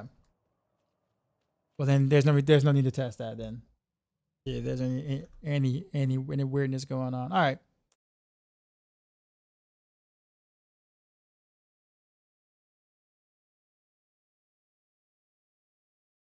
All right. I gotta make a lot of clips for the devs tomorrow. Yeah. But yeah, we did a thing. We didn't find any good stuff, any positive things to use in the future, other than maybe the crown stuff earlier. But outside of that, hopefully we'll get something fixed with rapid fire in the future or something. Who knows? Let's go to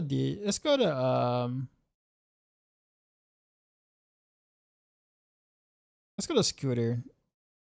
I've been to him in a while. He's a pretty cool guy. He used to stream quite a bit actually back in Diablo 3, I remember. It's have lots of just more attack speed. It also pierces through the mob, so it gives you additional chances to be able to ricochet. The thing you don't want is branching volleys, though. Branching volleys is bait for close quarters combat, especially when you have high velocity. So it's funny because branching volleys would actually be okay if high velocity didn't exist. Be sure to tell him Victimize sucks. Oh no, I already did. I don't know if I'm allowed to read anything I've written to them, to you guys.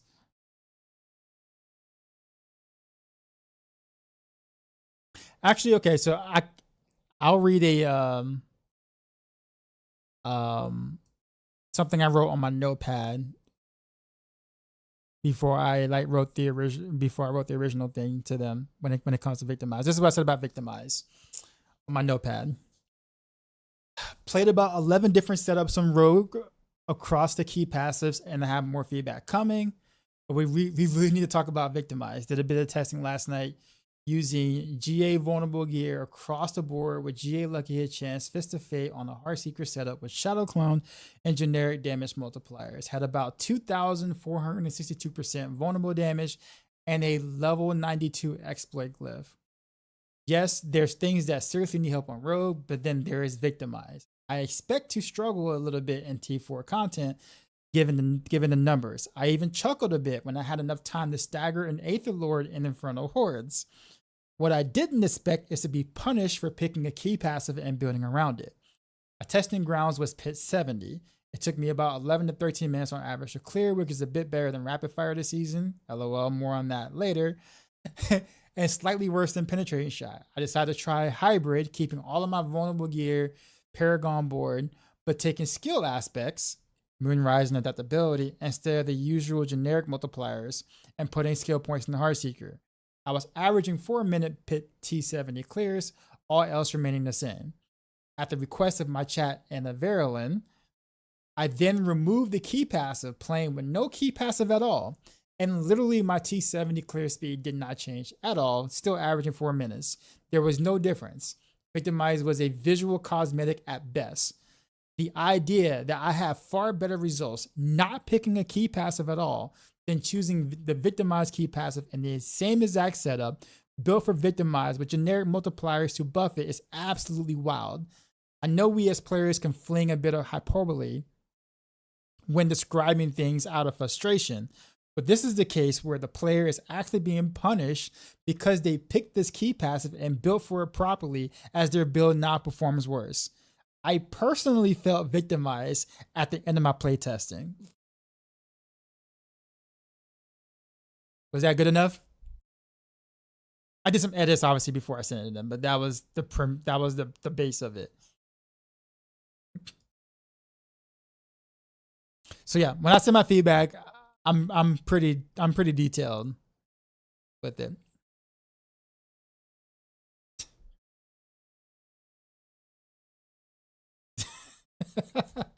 Yes, I made it well known.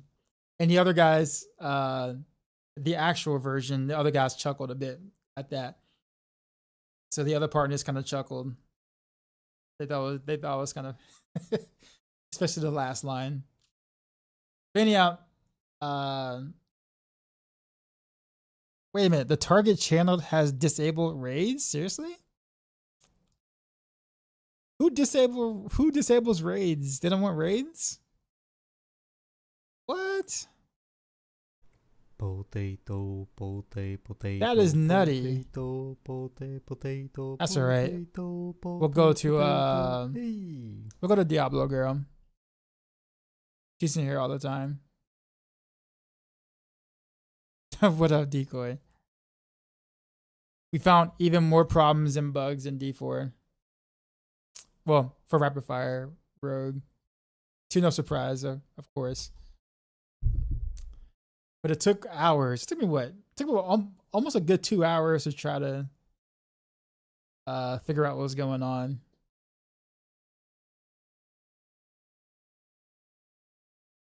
Then PD2 grinding. So yeah, I was checking my friends list. I see a bunch of people on my friends list playing that today. Yeah, I was like, okay, that must have been the release of the new season.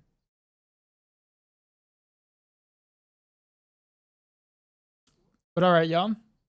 Like 12K players or something today. Right, y'all enjoy Diablo 48. I will see y'all tomorrow night. We will play some D4. But we'll probably segue into a different game. Like probably the last part of D4. Or the last part of the stream, last half of the stream or whatever. Just because don't really have anything else really honestly left to do in D4. Today was my last day of testing things, and we'll just kind of go from there. Other than that, appreciate y'all. Enjoy Diablo Girl 48. As always, till next time.